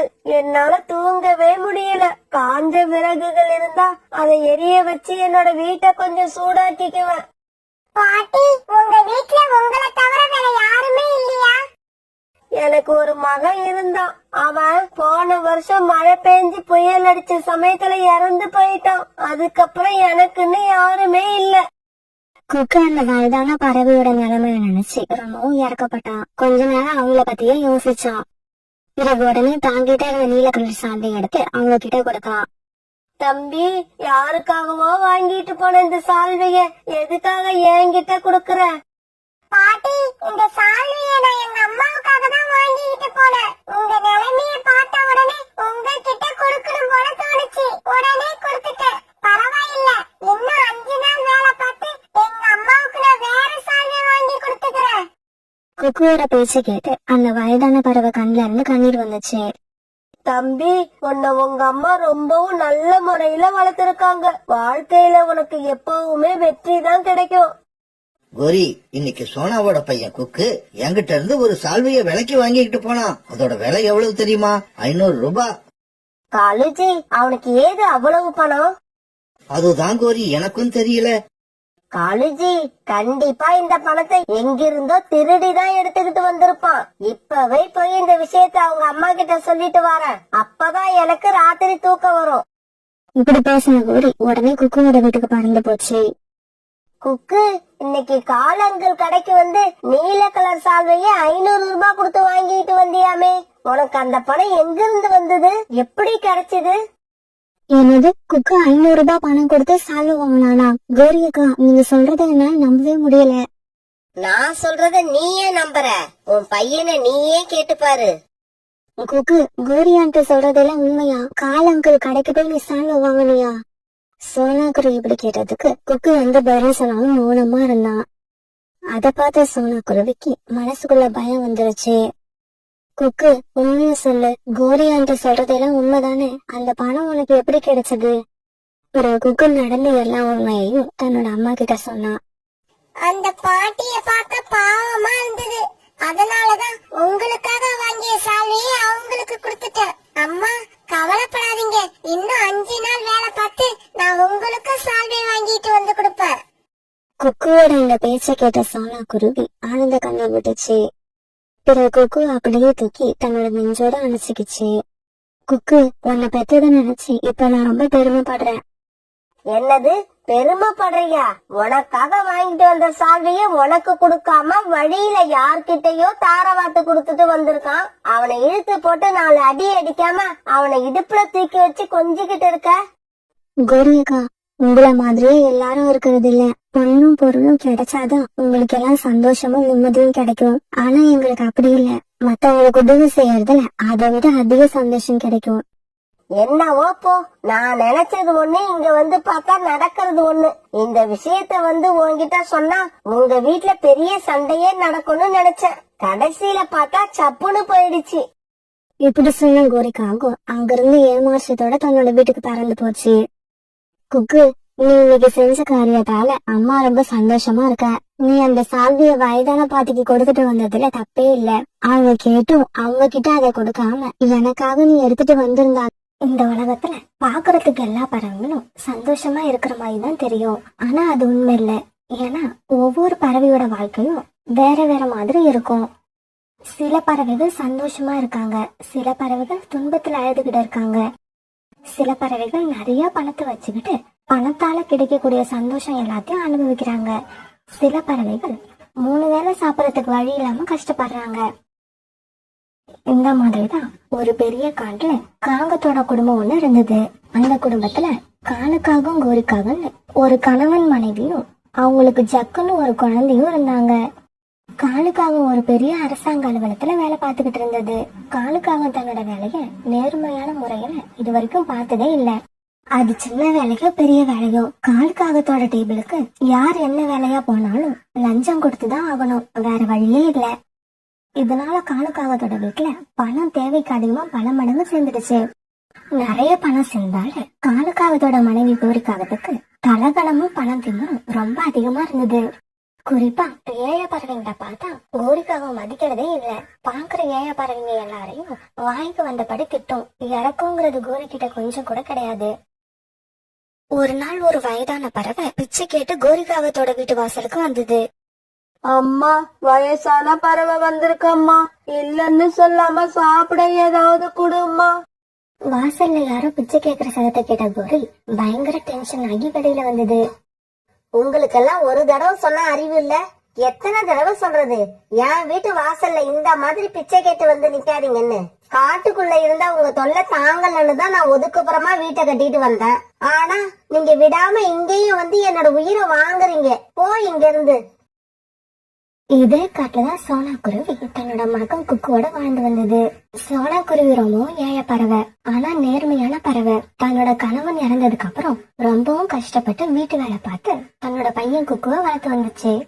குடும்பம் இவ்வளவு கஷ்டத்துல இருக்கும் போது கூட சோனா குருவி தன்னோட பையனுக்கு படிப்பு அவசியம் தேவைன்னு நினைச்சு அவனை ஒரு ஸ்கூல்ல சேர்த்து படிக்க வச்சுக்கிட்டு இருந்தது. தன்னோட பையன் குக்குவுக்கு படிப்பு மட்டும் இல்லாம நல்ல பழக்க வழக்கங்களையும் கத்து கொடுத்திருந்தது. இவ்வளவு நல்ல பறவையா இருக்கக்கூடிய சோனா குருவி பணம் திமிர்ல வாழ்ந்துகிட்டு இருந்த கோரிக்காக வீட்டுலதான் வேலைக்காரியா வேலை பார்த்துக்கிட்டு இருந்தது. அன்னைக்கு ஞாயிற்றுக்கிழமை சோனா பரபரப்பா கோரி வீட்டுல வேலை பார்க்க கிளம்பிக்கிட்டு இருந்தது. எல்லா ஸ்கூலுக்கும் அன்னைக்கு விடுமுறைங்கிறதால குக்கு அன்னைக்கு வீட்டுல இருந்தான். குக்கு, நீ உன்னோட ஸ்கூல் பேக் எடுத்துக்கிட்டு என் கூட கிளம்பு. அம்மா, இன்னைக்கு சண்டே, ஸ்கூல் கிடையாது, லீவு.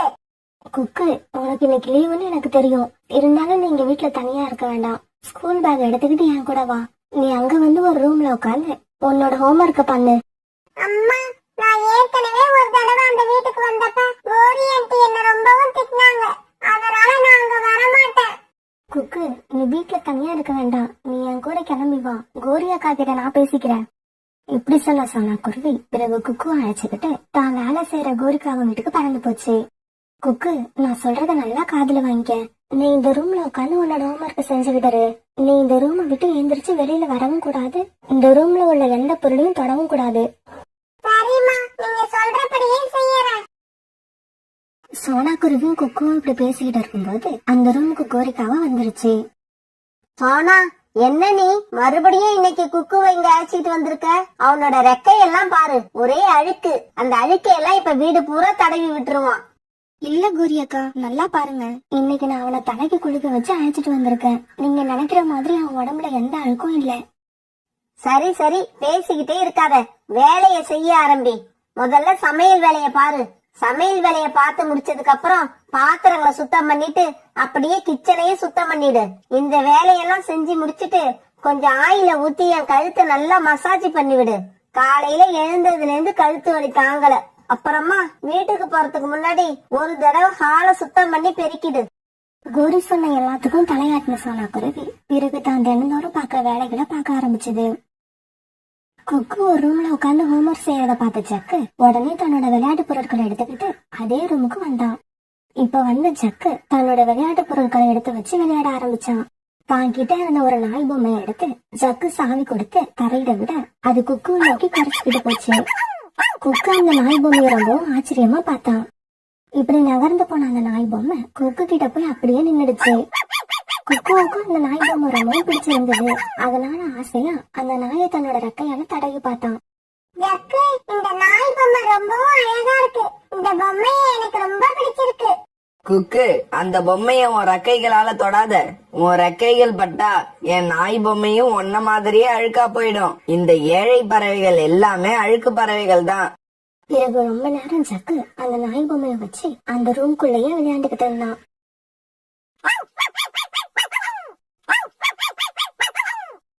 சோனா அந்த சமயத்துலதான் கோரிக்காக வீட்டுல சமையல் செஞ்சு முடிச்சது. அதுக்கப்புறம் வீட்டுல இருந்த துணிகளை எல்லாம் துவைக்க போட்டுச்சு. பிறகு பக்கத்துல இருந்த காட்டுக்கு போய் காஞ்ச மரக்குச்சிகளை ஒரு கட்டா கட்டி கொண்டு வந்து கோரிக்காவா வீட்டு வாசல்ல வச்சது. இதே சமயம் வெளியில போயிருந்த ஜக்குவோட அப்பா காலுக்காகவும் வீட்டுக்கு திரும்பி வந்தாரு. ஜக்கு, என்ன பண்ணிக்கிட்டு இருக்க?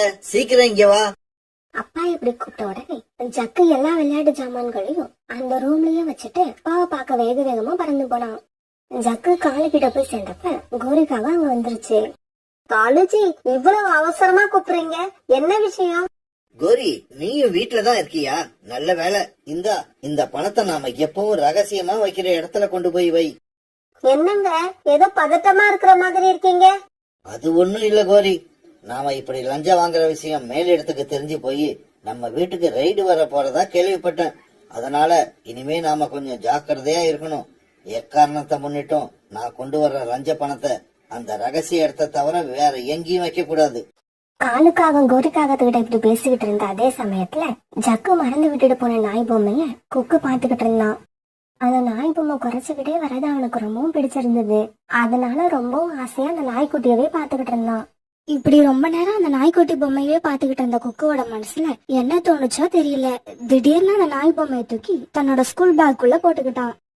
குக்குவுக்கு நம்ம செஞ்சது சரியா தப்பா இதையெல்லாம் எதுவுமே தெரியல. அந்த நாய்க்குட்டி பொம்மைய பார்க்க அவனுக்கு ரொம்பவும் ஆசையா இருந்தது. அதனால எதை பத்தியும் யோசிக்காம அதை தூக்கி தன்னோட ஸ்கூல் பேக்ல போட்டுக்கிட்டான். கடவுளே, இந்த வீட்டை விட்டு வெளியே போற வரைக்கும் யாரும் என்னோட பேகுக்குள்ள அந்த பொம்மை இருக்கிறத பார்க்க கூடாது. குக்கு இப்படி நினைச்சுக்கிட்டு இருக்க இப்ப எல்லா வேலையும் முடிச்ச சோனா குருவி குக்குவை கூப்பிடறதுக்காக அந்த ரூம்குள்ள வந்தது. குக்கு, உன்னோட ஹோம்ஒர்க் எல்லாம் முடிச்சிருச்சா? அம்மா எல்லா வேலையும் முடிச்சிட்டேன், நீயும் முடிச்சிட்டேன்னு சொன்னா நம்ம வீட்டுக்கு கிளம்பலாம். அம்மா, நான் எல்லா ஹோம்ஒர்க்கையும் எப்பவோ முடிச்சிட்டேன். நான் உங்களுக்காக தான் வெயிட் பண்ணிட்டு இருக்கேன். சீக்கிரம் வாங்க, நம்ம வீட்டுக்கு போகலாம். பிறகு சோனா குருவி தான் பையன் குக்குவை கூட்டிக்கிட்டு தன்னோட வீட்டை நோக்கி பறந்து போச்சு. வீட்டுக்கு போன உடனே குக்குவுக்கு நாய் பொம்மை எடுத்து விளையாடணும் போல ஆசையா இருந்தது. இருந்தாலும் அம்மா இருக்கிறதால தன்னோட ஆசையை அடக்கிக்கிட்டு பேசாம உட்கார்ந்திருந்தான். இப்ப நாம எடுத்து விளையாண்டா அம்மாவுக்கு தெரிஞ்சிடும். அதனால அம்மா எங்கேயாவது வெளியில போனதுக்கு அப்புறம் நாம அந்த நாய் பொம்மையை எடுத்து விளையாடலாம். பிறகு பணத்தை கொடுக்க வீட்டுக்கு வந்த காலுக்காகவும் மறுபடியும் தன்னோட ஆபீஸுக்கு கிளம்புனதுக்கு அப்புறம் ஜக்கு விளையாட்டு பொருட்கள் இருந்த ரூமுக்கு வந்தான். இப்படி வந்த ஜக்கு ரூம் பூரா தன்னோட நாய் பொம்மையை தேடி பார்த்தான். அவனுக்கு எங்கேயும் நாய் பொம்மை கிடைக்கவே இல்ல. இதனால ரொம்பவும் வருத்தமான ஜக்கு அழ ஆரம்பிச்சுட்டான். என்னடா ஜக்கு, என்னாச்சு? எதுக்கு அழுவுற? அம்மா அம்மா, அப்பா என்னோட பர்த்டேக்கு ஒரு நாய் பொம்மை வாங்கி கொடுத்தாங்கல்ல, அந்த நாய் பொம்மைய காணோம். டேய் ஜக்கு, இதுக்கு போய் யாராவது அழுவாங்களா? நம்ம வீட்டுக்குள்ள நல்லா தேடி பாருடா, இங்கதான் எங்கேயாவது இருக்கும். இல்லம்மா, எல்லா இடத்துலயுமே தேடி பார்த்துட்டேன், எங்கேயுமே கிடைக்கல. கடைசியா அந்த நாய் பொம்மை குக்கு பக்கத்துல தான் போய் நின்னுச்சு. அதுக்கப்புறம் நான் அதை பார்க்கவே இல்ல. ஓஹோ, கதை அப்படி போகுதா? அந்த அழுக்கு குக்க கூப்பிட்டுட்டு வராதுன்னு சோனா கிட்ட எத்தனையோ தடவை சொல்லிட்டேன். இந்த மாதிரி வீட்டுல உள்ள பொருட்களை திருடிட்டு போறதுக்கு தான் சோனா அவனை இங்க அழைச்சிட்டு வரா போல இருக்கு. ஜக்கு, சோனா குருவி வீட்டுக்கு இப்பவே கிளம்பு. ஏழை பறவைகளுக்கு திருட்டு புத்தி இருக்கும்னு நான் நினைச்சது சரிதான் போல இருக்கு. சோனாவுக்கும் அவன் பையனுக்கும் இன்னைக்கு இருக்கு கச்சேரி. இப்படி சொன்ன கோரி தான் பையன் ஜக்குவை அழைச்சுக்கிட்டு சோனா குருவி வீட்டை நோக்கி வேகமா பறந்து போச்சு. குக்கு அந்த நாய் பொம்மையை எடுத்துட்டு வந்த விஷயத்த தன்னோட அம்மா கிட்ட சொல்லாம மறைச்சாலும் அவனோட முகத்துல இருந்த பதட்டத்தை சோனா குருவி கவனிச்சிருச்சு. குக்கு, ஏன் உன் முகம் ஒரு மாதிரியா இருக்கு? உடம்பு சரியில்லையா? இல்லம்மா, நான் நல்லாதான் இருக்கேன். அப்படியா? ஆனா உன் முகம் இன்னைக்கு தெளிவா இல்லடா குக்கு, ஏதோ குழப்பத்துல இருக்கிற மாதிரியே இருக்கு. இவங்க இப்படி பேசிக்கிட்டு இருக்கப்ப வாசக்கதவை யாரோ தட்டுற சத்தம் கேட்டது. சத்தத்தை கிட்ட சோனா குருவி அது யாருன்னு பார்க்க வாசலுக்கு போச்சு. ஆனா அந்த சத்தத்தை கேட்ட குக்கு ரொம்பவும் பயந்துட்டான். கடவுளே, கதவை தட்டினது ஜக்குவா இருக்க கூடாது. நீதான் என்ன காப்பாத்தணும். சோனா, அந்த திருட எங்க வீட்டுக்குள்ளதானே இருக்கான்? திருடனா? கோரியக்கா, யார திருடன்னு சொல்றீங்க? குக்குவை தான் ஆண்டி எங்க அம்மா திருடுன்னு சொல்றாங்க. குக்கு என்னோட நாய்க்குட்டி பொம்மையை திருடி எடுத்துக்கிட்டு வந்துட்டான். வீட்டுக்குள்ள இருந்து வெளியிட்டு இவங்க இப்படி பேசிக்கிட்டதை கேட்ட குக்குவுக்கு அடிவயத்தை கலக்க ஆரம்பிச்சிருச்சு. இப்ப கோரிக்காகவும் ஜக்குவும் சோனாக்குருவி வீட்டுக்குள்ள வந்துட்டாங்க. குக்கு, ஜக்குவோட விளையாட்டு பொம்மையை நீங்க எடுத்துன்னு சொல்றாங்க. அப்படியா? அதை நீ எடுத்தியா? குக்கு அம்மாவோட இந்த கேள்விக்கு எந்த பதிலும் சொல்லல. ஆனா அவன் கண்ணுல இருந்து கண்ணீர் வர ஆரம்பிச்சது. குக்கு, இப்ப எதுக்கு அழுவுற? பயப்படாத. நீ எடுத்தியா எடுக்கலையா அத மட்டும் சொல்லு. சோனாக்குருவி கேட்டதுக்கு குக்கு கிட்ட இருந்து இப்பவும் எந்த பதிலும் இல்ல. ஏன்னா அவன் ரொம்பவும் பயந்து போயிருந்தான்.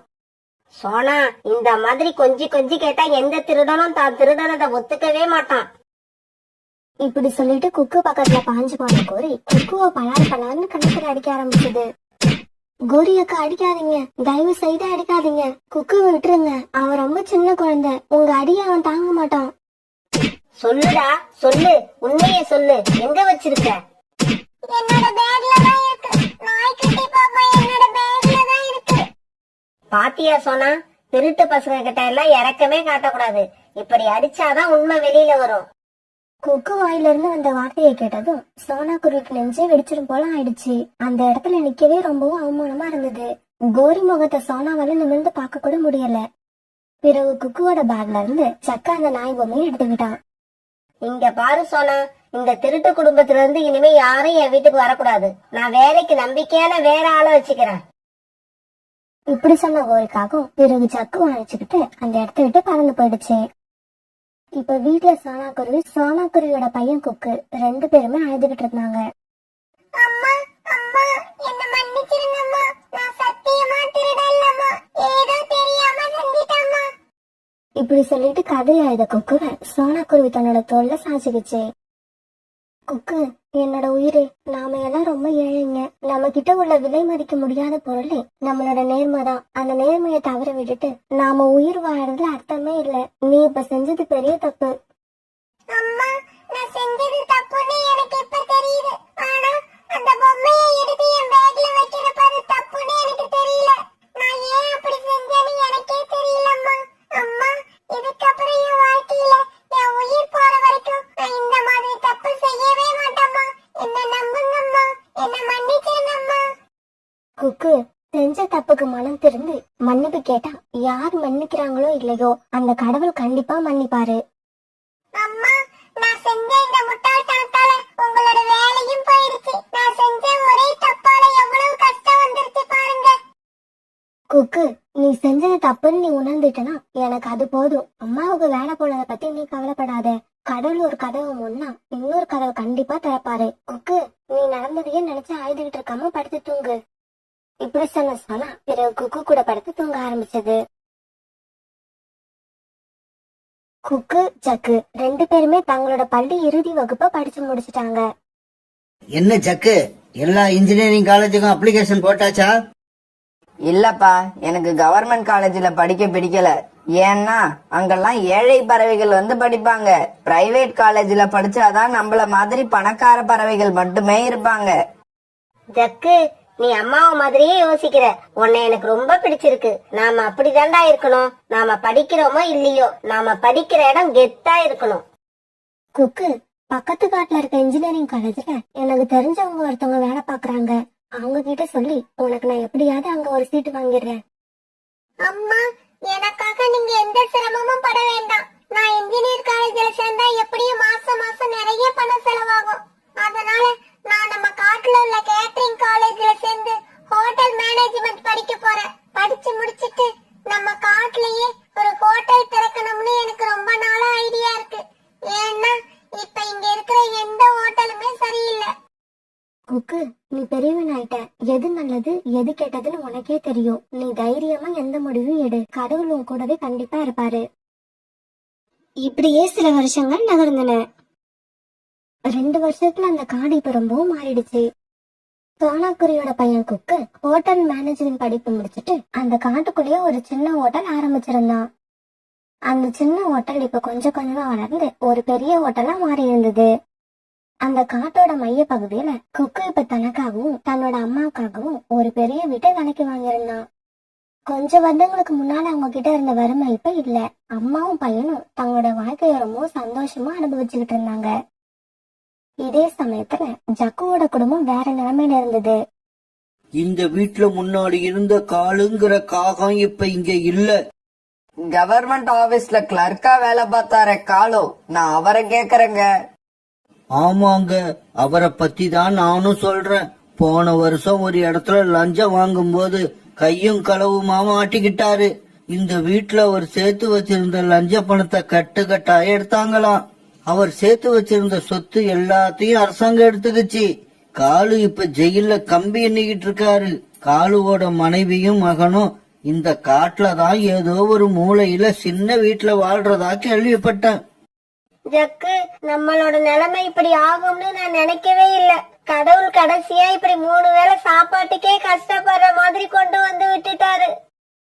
பணம் கட்டுறதுக்கு அப்பா இருக்காரு, நாம படிக்கணும்னு அவசியம் இல்லங்கிற நினைப்புல சரியா படிக்காம என்னோட காலேஜ் வாழ்க்கையே வீணா போயிடுச்சு. ஆனா நான் இப்ப எந்த வேலை பார்க்கவும் தயாரா இருக்கு. எனக்கு தான் யாருமே வேலை கொடுக்கறது இல்ல. எங்க வேலைக்கு போனாலும் அப்பாவோட திருட்டு புத்தி தாண்டா உனக்கும் இருக்கும்னு திருப்பி அனுப்பிடுறாங்க. ஜக்கு, போன ஜென்மத்துல நாம என்ன பாவம் பண்ணணுமோ அதுக்கான தண்டனையை நாம இந்த ஜென்மத்துல அனுபவிச்சுதான் ஆகணும். ஜக்கு, நீ வீட்லயே இரு. அம்மா போய் இருக்கிற பிளாஸ்டிக் பொருளை கடையில போட்டுட்டு கிடைக்கிற பணத்துல சாப்பாடு ஏதாவது வாங்கிட்டு வர. இப்படி சொன்ன கோரிக்காகவும் அந்த பழைய பொருட்கள் இருக்கிற பெட்டியை தூக்கிட்டு பறந்து போச்சு. இப்படி கோரிக்காக தூக்கிட்டு போன பெட்டியில பழைய பொருட்கள் கொஞ்சம் இருந்துச்சு. வீட்டுல இருந்த விலை உயர்ந்த பொருட்களை எல்லாம் கொஞ்சம் கொஞ்சமா வித்து சாப்பிட்ட கோரிக்காகத்துக்கிட்ட கடைசியா மிஞ்சினது அந்த பழைய பொருட்கள் தான். ஐயா, இந்த பெட்டிக்குள்ள உள்ள பொருட்களை வச்சுக்கிட்டு எனக்கு ஒரு வேளை உணவாவது கொடுங்க ஐயா. நானும் என் மகனும் 2 நாளா எதுவுமே சாப்பிடல. ஏமா, இது என்ன பழைய இரும்பு வாங்குற கடைன்னு நினைச்சியா? இது 3 ஸ்டார் ஹோட்டல்மா, 3 ஸ்டார் ஹோட்டல். உன்னோட பெட்டியை தூக்கிக்கிட்டு போமா இங்க இருந்து. இதையெல்லாம் தூரத்துல இருந்து பாத்துக்கிட்டு இருந்த கொக்கு இப்ப அந்த இடத்துக்கு வந்தான். உங்க பேரு கோரி தானே? ஆமாப்பா, என் பேரு கோரி தான். என் பேரை கரெக்டா சொல்லிட்ட. ஆனா நீ யாருன்னு எனக்கு அடையாளமே தெரியல. கோரி ஆண்டி, என் பேரு குக்கு. எங்க அம்மா பேரு சோனா. எங்க அம்மா கொஞ்சம் வருஷத்துக்கு முன்னால உங்க வீட்டுல வேலை பார்த்தாங்க. ஞாபகம் வந்துருச்சு குக்கு, ஞாபகம் வந்துருச்சு. எனக்கு எல்லாம் ஞாபகம் வந்துருச்சு. ஆமா குக்கு, நீ இவ்வளவு பெரிய ஹோட்டல்லயா வேலை பாக்குற? ஆண்டி, இந்த ஹோட்டல்ல நான் வேலை பார்க்கல. இந்த ஹோட்டல் என்னோடதுதான். ஆமா, இப்ப ஜக்கு எப்படி இருக்கான்? எங்க இருக்கான்?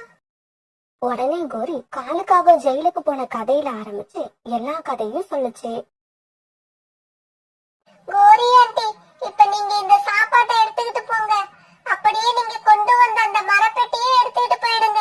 எனக்கு அது தேவையில்லை. அப்புறம் நாளைக்கு காலையில ஜக்கு இங்க வர சொல்லுங்க. ஜக்குவுக்கு ஏத்த மாதிரி நான் ஒரு வேலை போட்டு தரேன்.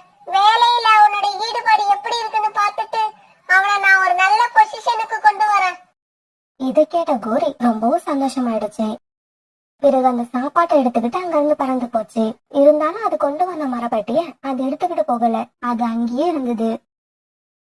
பிறகு கொஞ்ச நேரம் கழிச்சு சோனாக்குருவி தன்னோட பையனை பார்க்க அங்க வந்தது. என்ன குக்கு, ஏன் இந்த இடத்துல இந்த மரப்பெட்டி இருக்கு? இப்படி கேட்ட அம்மா கிட்ட குக்கு நடந்து எல்லாத்தையும் சொன்னான். பிறகு சோனாக்குருவியும் குக்குவும் அந்த மரப்பெட்டி கிட்ட போய் அதை திறந்து பார்த்தாங்க. அதுல நிறைய பொருட்கள் இருந்தது. அந்த பொருட்கள் கூட குக்கு ஜக்கு கிட்ட இருந்து எடுத்துட்டு வந்த நாய்க்குட்டி பொம்மையும் கிடந்தது. அந்த நாய்க்குட்டி பொம்மைய பார்த்த குக்குவோட கண்ணுல கண்ணீர் வந்துருச்சு. அதை பார்த்த சோனாக்குருவி இப்படி சொல்லுச்சு. குக்கு, நாம செஞ்ச தப்ப உணர்ந்து மனம் வருந்துறவங்களோட மனசு எப்படி தெரியுமா இருக்கும்? மேகங்களே இல்லாம இருக்கிற வானம் மாதிரி ரொம்பவும் சுத்தமா இருக்கும். என்னோட பையன் மனசு இப்ப அப்படிதான் இருக்கு. இப்படி சொல்ல சோனாக்குருவி குக்குவை தன்னோட தோல்ல சாச்சிக்கிச்சு. ஒரு பெரிய அடர்ந்த காட்டுல மின்மினியும் கண்மணியும் தங்களோட அப்பா அம்மா சோனாக்குருவி மற்றும் ராணாக்குருவியோட சந்தோஷமா வாழ்ந்து வந்தாங்க. சோனாவும் ராணாவும் தங்களோட குழந்தைங்க மேல ரொம்ப அன்பா இருந்தாங்க. நிறைய கவனம் செலுத்தினாங்க. மின்மினியும் கண்மணியும் அம்மா அப்பாவை பிரிஞ்சு ஒரு நிமிஷம் கூட இருக்க மாட்டாங்க. சோனாக்குருவியும் ராணாக்குருவியும் கூட அதே நிலைமையில தான் இருந்தாங்க. ராணாக்குருவி அன்னைக்கு தன்னோட சிறு வயசு நண்பன் காலுக்காகத்தை பார்க்க அவங்க வீட்டுக்கு கிளம்பிட்டு இருந்தது.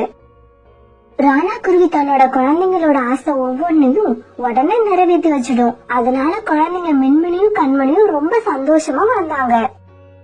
பசங்களா சீக்கிரம் கிளம்புங்க, என் நண்பன் காலு வீட்டுக்கு போகணும். இப்பவே ரொம்ப லேட் ஆயிடுச்சு. அப்பா அப்பா நாங்க கிளம்பிட்டோம். அம்மா தான் இன்னும் கிளம்பல. அம்மா இன்னும் மேக்கப் தான் பண்ணிட்டு இருக்காங்க.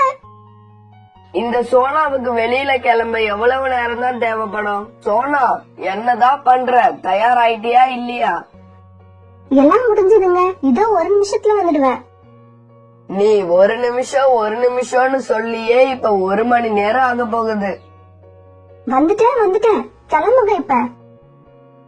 பிறகு இவங்க எல்லாரும் தங்களோட கார்ல உட்காந்து காலுக்காக வீட்டுக்கு கிளம்பி போனாங்க. ரொம்ப நாளைக்கு அப்புறம் அம்மா அப்பா கூட கார்ல வெளியில போறதால மின்மணியும் கண்மணியும் ரொம்ப சந்தோஷமா இருந்தாங்க. ஆனா பாவம், இவங்க சந்தோஷம் ரொம்ப நேரம் நீடிக்கல.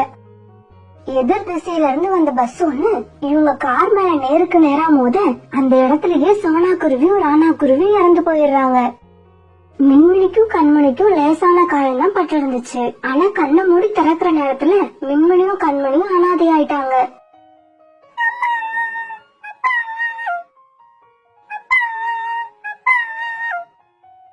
குழந்தைங்களா, அழாதீங்க. உங்களோட காலு பெரியப்பா இன்னும் உயிரோட தான் இருக்கேன். இந்த பெரியப்பா உயிரோட இருக்கிற வரைக்கும் நீங்க எதுக்காகவும் அழவே கூடாது. எனக்கு ஏற்கனவே ஒரு குழந்தை தான் இருந்தது. இப்ப உங்களையும் சேர்த்து எனக்கு 3 குழந்தைங்க. காலுக்காக மின்மணி கண்மணி இவங்க 2 பேரையும் தன்னோட வீட்டுக்கு அழைச்சுக்கிட்டு போச்சு. அங்க போய் தன்னோட மனைவி கோரிக்காகத்துக்கிட்ட இப்படி சொல்லுச்சு. கோரி, இவங்க 2 பேரும் என் நண்பர் ராணாவோட குழந்தைங்க. ராணாவை என் தம்பி மாதிரி நினைச்சேன். பாவம், இப்ப இந்த உலகத்துல ராணாவும் இல்ல, அவன் மனைவி சோனாவும் இல்ல. அதனால இப்ப இந்த 2 குழந்தைகளுக்கும் நம்மளை விட்டா வேற யாரும் இல்ல. இவங்களை நல்ல முறையில நாம தான் வளர்த்தாகணும். கோரிக்கு அந்த குழந்தைங்கள பார்க்க எரிச்சலா இருந்தது. காலுக்காகத்துக்கு மெதுவா கண்ணை காட்டி பக்கத்து ரூமுக்கு அழைச்சுக்கிட்டு போச்சு. காலேஜி, இது என்ன வீடா இல்ல அனாத ஆசிரமமா? எதுக்கு அவங்க இங்க அழைச்சிட்டு வந்தீங்க? இங்க பாருங்க, எனக்கு சுத்தியில வச்சு பேச தெரியாது. நேராவே சொல்றேன், என்னால இவங்கள வளர்க்க முடியாது. எனக்கும் ஒரு பையன் இருக்கான். நான் அவளை பாப்பனா இல்ல இவங்கள பாப்பனா? என்ன கோரி இப்படி பேசுற? அம்மாவையும் அப்பாவையும் ஒரே சமயத்துல இழந்துட்டு நிக்கிற அந்த குழந்தைங்க முகத்தை பார்த்தா உனக்கு பாவமா தெரியலையா? எனக்கு பாவமா தெரியல, பாரமா தெரியுது. உங்களுக்கு பாவமா தெரிஞ்சா நீங்களே வளர்த்துக்குங்க. கோரி இப்படி பேசுனதை கேட்ட காலுக்கு பயங்கர கோபம் வந்துடுச்சு. கோரி, அவங்க 2 பேரையும் நான் வளர்க்கறதா முடிவு பண்ணிட்டேன். என் முடிவுக்கு நீ கட்டுப்பட்டு தான் ஆகணும். காலு இப்படி கோபத்துல கத்த கோரி எதுவும் பேசாம சைலண்ட் ஆயிடுச்சு. அதுக்கு காரணம் கோரிக்காகத்துக்கும் காலுக்காகத்துக்கும் கல்யாணம் நடந்த அன்னைக்கு கோரியோட அம்மா கோரிக்கு பண்ணின அட்வைஸ் தான். கோரி, இது வரைக்கும் நம்ம வீட்டுல உன்னோட ராஜ்யம் தான் நடந்துகிட்டு இருந்துச்சு. போற இடத்துலயே அப்படியே இருக்கணும்னு நினைக்காத. உன்னோட கோபத்தை எல்லாம் குறைச்சிக்க. மாப்பிளைய பார்த்தா ரொம்ப அமைதியானவரா தெரியுது. அமைதியானவங்களுக்கு கோபம் வந்தா நம்மளால தாங்க முடியாது. அதனால மாப்பிளைக்கு கோபம் வராப்பல நடந்துக்காத. கோரி, நான் கொஞ்சம் வேலையா ரொம்ப தூரம் போக வேண்டியிருக்கு. வர்றதுக்கு 1 மாசம் ஆகும். மின்மினி கண்மணிய பத்திரமா பாத்துக்க. ஏன்னா அவங்களுக்கு நம்மளை விட்டா வேற யாரும் இல்ல. தெரியுது. அதே மாதிரி நம்ம குழந்தை ஜக்கு மேலயும் கொஞ்சம் பாசம் வைக்க கத்துக்குங்க. கோரி, குழந்தைங்களை பிரிச்சு பாக்குறது நீதான். என்னை பொறுத்த வரைக்கும் எனக்கு 3 பேரும் ஒண்ணுதான். அப்புறம் இந்த பணத்தை வச்சுக்க. 3 பேரையும் இந்த மாசம் ஸ்கூல்ல சேர்த்துடு. அவங்க 3 பேரும் ஒன்னா போயிட்டு ஒன்னாவே வரட்டும். இப்படி சொன்ன காலு வேலைக்காக வெளியூருக்கு கிளம்பி போச்சு. இதுங்களுக்கு சோறு போட்டு வளர்க்கறது பத்தாதான், ஸ்கூல்ல வேற சேர்க்கணுமா? இந்த மனுஷனுக்கு என்ன பைத்தியமா புடிச்சு போச்சு? இப்படியே செலவு பண்ணிட்டு இருந்தா என் நிலைமை என் பையன் நிலைமை என்ன ஆகுறது? இந்த பணத்தை இப்படியே வச்சுக்கிட்டா நமக்கும் நம்ம பையன் ஜக்குக்கும் ஆகும். மின்மினி கண்மணி 2 பேருக்கு என்ன மகாராணின்னு நினைப்பா? எழுந்திருங்க சீக்கிரம். இது ஒண்ணும் உங்க அப்பா வீடு இல்ல இஷ்டத்துக்கு தூங்கறதுக்கு. எழுந்திருச்சு வேலையை பாருங்க. ராத்திரி உபயோகிச்ச பாத்திரம் எல்லாம் கிடக்கு, அத சுத்தம் பண்ணிட்டு சாப்பாடை ரெடி பண்ணு. கண்மணி, நீ வீட்டை எல்லாம் சுத்தம் பண்ணு.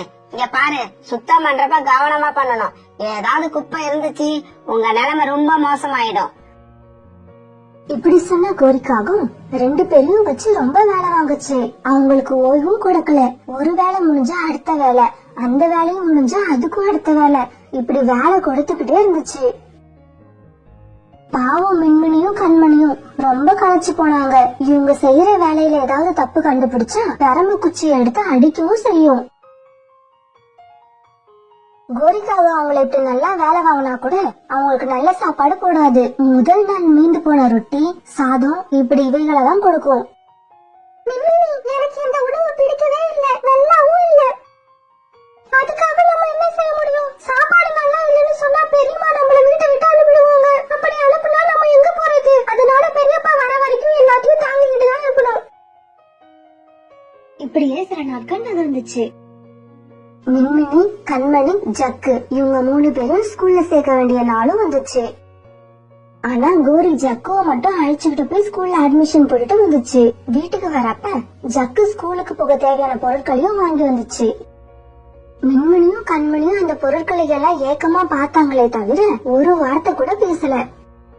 அம்மா அம்மா, அப்பா அந்த 2 அக்காவையும் ஸ்கூல்ல சேர்க்க சொல்லி தானே நிறைய பணம் கொடுத்துட்டு போனாங்க.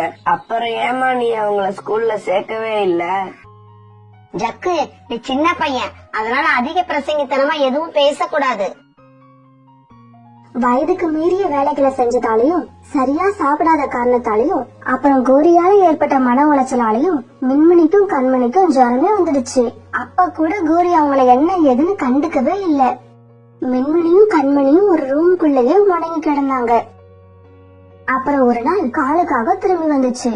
பசங்க 3 பேரையும் பாக்குற ஆசையில அது நேரா ஸ்கூலுக்கே போச்சு. அப்பதான் காலுக்கு தெரிஞ்சது மின்மினி, கண்மணி இவங்க 2 பேரும் ஸ்கூல்ல கோரி சேர்க்கவே இல்லைன்னு. ஜக்கு, என்ன நீ மட்டும் வர? மின்மினியும் கண்மணியும் எங்க? அப்பா, அவங்க எப்படி ஸ்கூலுக்கு வர முடியும்? அம்மா தான் அவங்கள ஸ்கூல்ல சேர்க்கவே இல்லையே. ஸ்கூல்ல சேர்க்கவே இல்லையா? ஏன்? அப்பா, அம்மா அவங்க 2 பேரையும் தான் வீட்டு வேலையெல்லாம் செய்ய வைக்கிறாங்க. அந்த அக்கா 2 பேரும் பாவம். அம்மா அவங்களுக்கு சரியான சாப்பாடு கூட கொடுக்கறது இல்ல.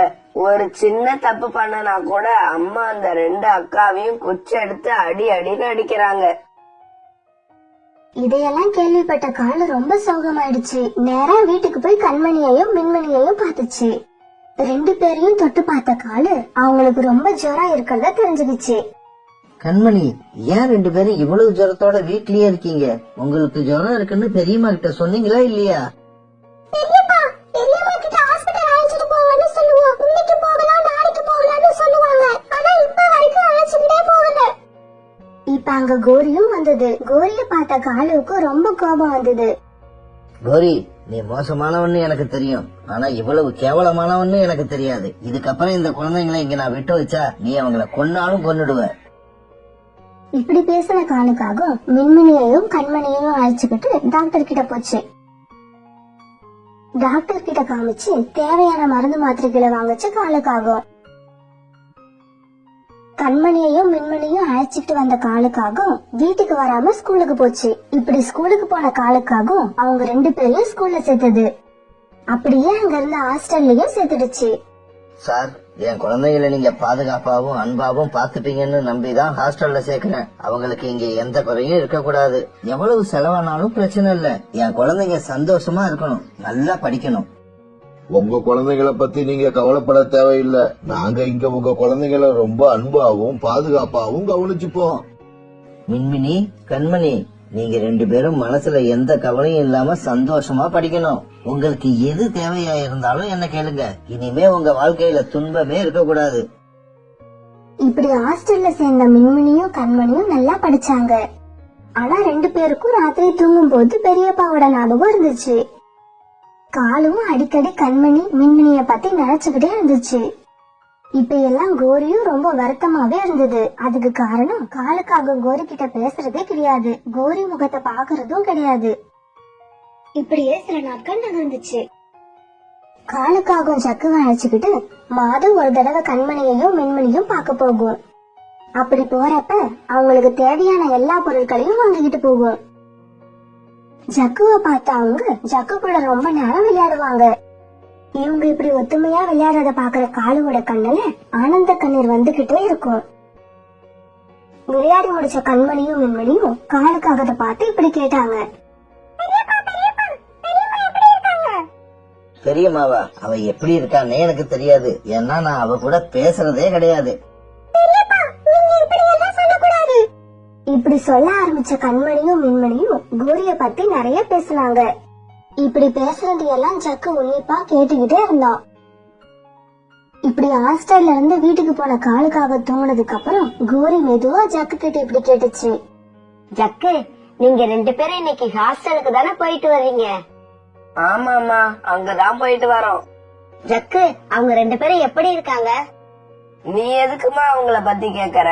அவங்க 2 பேரும் உனக்கு பெரிய தொல்லையா தானே இருந்தாங்க. அப்ப அப்படிதான்டா தோணுச்சு. இப்ப என்னவோ நான் தப்பு பண்ணிட்ட மாதிரி தோணுது. அம்மா, நீ தாம்மா அந்த 2 அக்கா மேலேயும் வெறுப்ப கொட்டுன. ஆனா அவங்க 2 பேரும் உன்னை பத்தி இப்ப கூட எப்படி பேசுறாங்க தெரியுமா? அம்மாவை பத்தி என்னடா சொன்னாங்க? அப்பா இப்பெல்லாம் நான் அவ கூட பேசுறதே இல்லன்னு சொன்னாங்க. அதுக்கு அவங்க 2 பேரும் என்ன தெரியுமா சொன்னாங்க? பெரியப்பா, நீங்க இப்படி எல்லாம் பெரியம்மா கூட பேசாம இருக்க கூடாது. உங்களையும் ஜக்குவையும் விட்டா அவங்களுக்கு யார் தெரிப்பா இருக்கா? பெரியம்மாவோட உலகமே நீங்களும் ஜக்குவும் தான். இப்ப நீங்களும் பேசலனா அவங்க மனசு எவ்வளவு கஷ்டப்படும். அப்புறம் பெரியம்மாவுக்கு நாங்க அந்த வீட்டுல இருக்கிறதும் பிடிக்கல. ஆமா பெரியப்பா, அப்படி சொன்னீங்கன்னா பெரியம்மா ரொம்ப சந்தோஷமா இருப்பாங்க. நீங்க 3 பேரும் பழையபடி ஒன்னா சந்தோஷமா இருக்கணும். எங்களால யாரும் கஷ்டப்படக்கூடாது. இத மௌனமா கேட்டுக்கிட்டு இருந்த கோரியோட கண்ணுல கண்ணீர் வர ஆரம்பிச்சுது. அவங்க 2 பேருக்கும் ஜுரம் வந்தப்ப கூட அவங்கள டாக்டர் கிட்ட அழைச்சுக்கிட்டு போகாம தறந்தது நினைச்சா கோரிக்கு இது ரொம்ப கேவலமா இருந்துச்சு.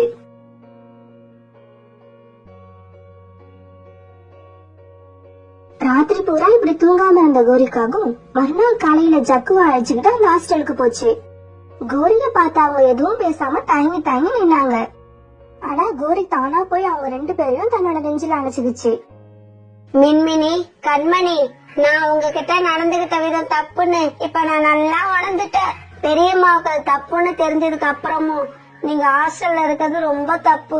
உடனே கிளம்புங்க நம்ம வீட்டுக்கு. இனிமே நீங்க இந்த ஹாஸ்டல்ல இருக்க கூடாது. மின்மினியும் கண்மணியும் வீட்டுக்கு நாங்க வரலன்னு எவ்வளவோ சொல்லியும் கேட்காம கோரி அவங்கள வீட்டுக்கு அழைச்சுக்கிட்டு வந்துச்சு. அப்புறம் என்ன, இப்ப அந்த வீட்டுல 3 குழந்தைங்களும் போடுற சந்தோஷமான சத்தத்தை கேட்டு காலுக்காகவும் கோரிக்காகவும் ரொம்ப மகிழ்ச்சியா இருந்தாங்க.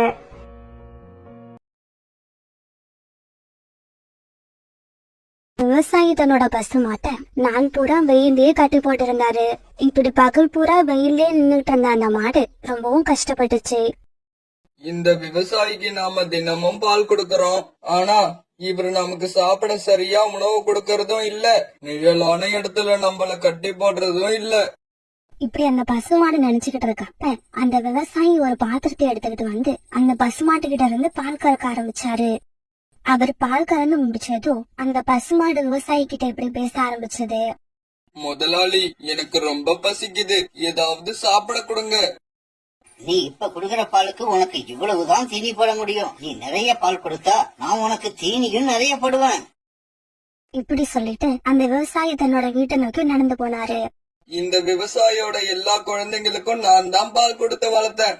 எத்தனையோ வருஷங்களா இவங்க குடும்பத்துக்காக உழைச்சிருக்கேன். ஆனா இந்த விவசாயிக்கு கொஞ்சம் கூட நன்றியே இல்ல. இதுக்கப்புறம் இவங்க வீட்டுல நாம இருக்க கூடாது, மனிதர்களே இல்லாத இடத்துக்கு போயிடணும். இப்படி நினைச்ச அந்த பசு ரொம்ப முயற்சி பண்ணி அந்த கயித்தை அறுத்துடுச்சு. பிறகு அங்க இருந்து காட்டை நோக்கி வேகமா ஓட ஆரம்பிச்சது. இப்படி ஓடி வந்த அந்த பசு ஒரு பெரிய காட்டுக்கு வந்து சேர்ந்துருச்சு. முதல் முறையா காட்டுக்கு வந்த அந்த பசு ரொம்பவும் பயந்து போயிருந்தது. இருந்தாலும் அந்த பசு வேகமா ஓடிக்கிட்டே இருந்தது. இப்படி ஓடி வரப்ப அந்த வழியில கடந்த ஒரு பெரிய முள்ளு ஒண்ணு அந்த பசுமாட்டு காலில் குத்திடுச்சு. இதனால தடுமாறின அந்த பசு அப்படியே அங்க கீழே விழுந்துடுச்சு. இப்படி கீழே விழுந்த பசுவால மறுபடியும் ஏந்திரிக்க முடியல.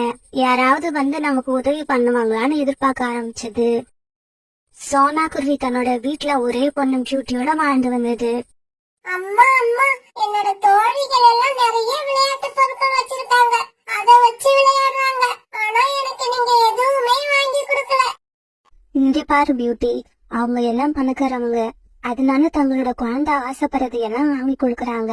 நாமளும் கூடிய சீக்கிரம் நிறைய பணம் சம்பாதிப்போம். அது வரைக்கும் பொறுமையா இரு.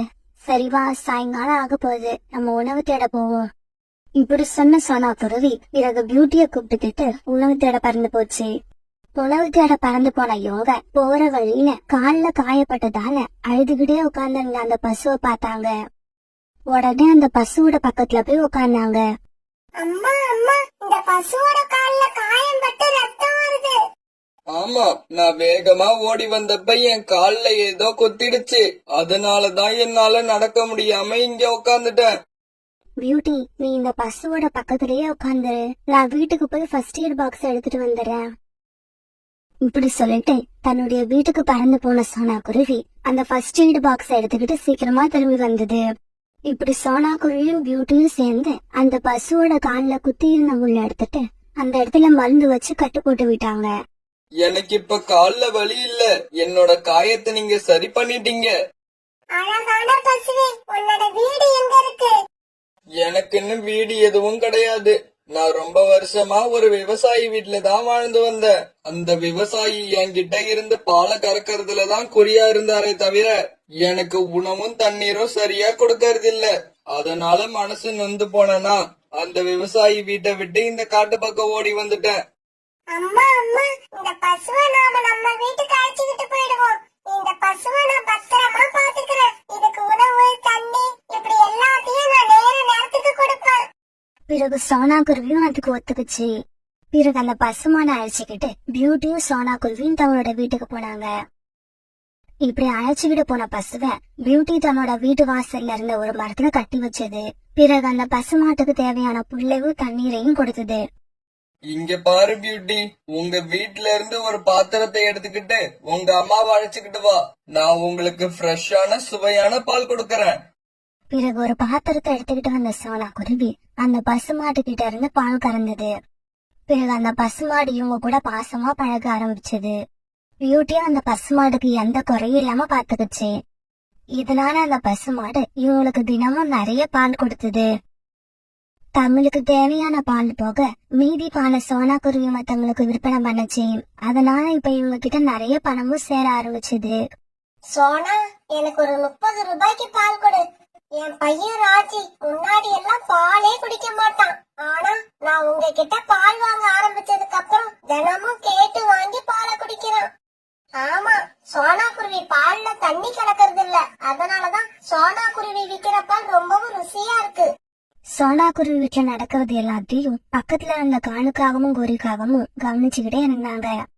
இங்க பாருங்க காலுஜி, அந்த சோனா குருவி அந்த பசு மாட்டுக்கிட்ட இருந்து பால் கறந்து வித்து நிறைய பணம் சேர்க்குது. நீங்க ஏன் அந்த மாதிரி வேலை பார்த்து பணம் சம்பாதிக்கிறது இல்ல?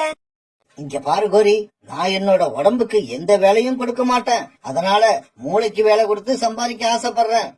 இங்க பாருங்க, நீங்க மூளைக்கு வேலை கொடுக்கறீங்களோ உடம்புக்கு வேலை கொடுக்கறீங்களோ, எனக்கு தேவை பணம். அதை சீக்கிரமா சம்பாதிச்சுக்கிட்டு வாங்க. கோரி, நீ சொன்ன மாதிரியே செய்யறேன். என் மூளைய பயன்படுத்தி இன்னைக்கு ராத்திரியே சம்பாதிக்கிறேன். பிறகு ராத்திரி ஆச்சு. காலுக்காக ஒரு வாடியை எடுத்துக்கிட்டு சோனா குருவி வீட்டை நோக்கி பறந்து போச்சு. இப்படி போன காலுக்காகவும் அந்த பசுமாட்டுக்கு பக்கத்துல போய் உட்கார்ந்தது. ஆமா, இந்த காகம் எதுக்கு இந்நேரத்துல நம்ம பக்கத்துல வந்து உட்காருது? இந்த காகத்தோட முகத்தை பார்த்தாலே திருட்டுக்காக மாதிரி இருக்கு. ஏதாவது திருட்டு வேலை மட்டும் பண்ணட்டும், அப்புறம் இருக்கு இந்த காகத்துக்கு. பிறகு சுத்தியும் முத்தியும் பார்த்த காலுக்காகவும் யாரும் அங்க இல்லமரத உறுதிப்படுத்திக்குச்சு. பிறகு காலுக்காக மெதுவா எடுத்துட்டு போயிருந்த பானையில பசுமாட்டோட பானை கறக்க ஆரம்பிச்சது. உடனே பசுமாட்டுக்கு கோபம் வந்து தன்னுடைய காலான காலுக்காகத்தை எட்டி ஒரு உத விட்டுச்சு.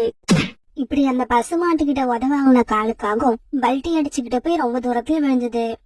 ஐயோ அம்மா, இடுப்பெலும்பு முறிஞ்ச மாதிரி இருக்கே. வாய் விட்டு கத்த கூட முடியல. வேகமா கத்தனா யாராவது பாத்துருவாங்களோன்னு பயமா இருக்கு. பிறகு ரொம்பவும் கஷ்டப்பட்டு எந்திரிச்ச காலுக்காகவும் தன்னோட வாளிய தூக்கிட்டு அங்க இருந்து பறந்து போயிடுச்சு. என்ன காலேஜி, பால் எடுத்துக்கிட்டு வராம வெறும் வாளிய கொண்டு வந்திருக்கீங்க? பாலா? இதுக்கப்புறம் அந்த மாட்டுக்கிட்ட இருந்து நான் பாலை கறக்க முயற்சி பண்ண மாட்டேன். இன்னைக்கு பால் கறக்க முயற்சி பண்ணி அதுகிட்ட வாங்கின உதையில 1/2 மைல் தாண்டி அந்த பக்கம் போய் விழுந்த அந்த வலி எனக்கு தான் தெரியும். ஐயோ காலேஜி, உங்களுக்கு அந்த மாட்டுக்கிட்ட இருந்து எப்படி பால் கறக்கிறதுனே தெரியல.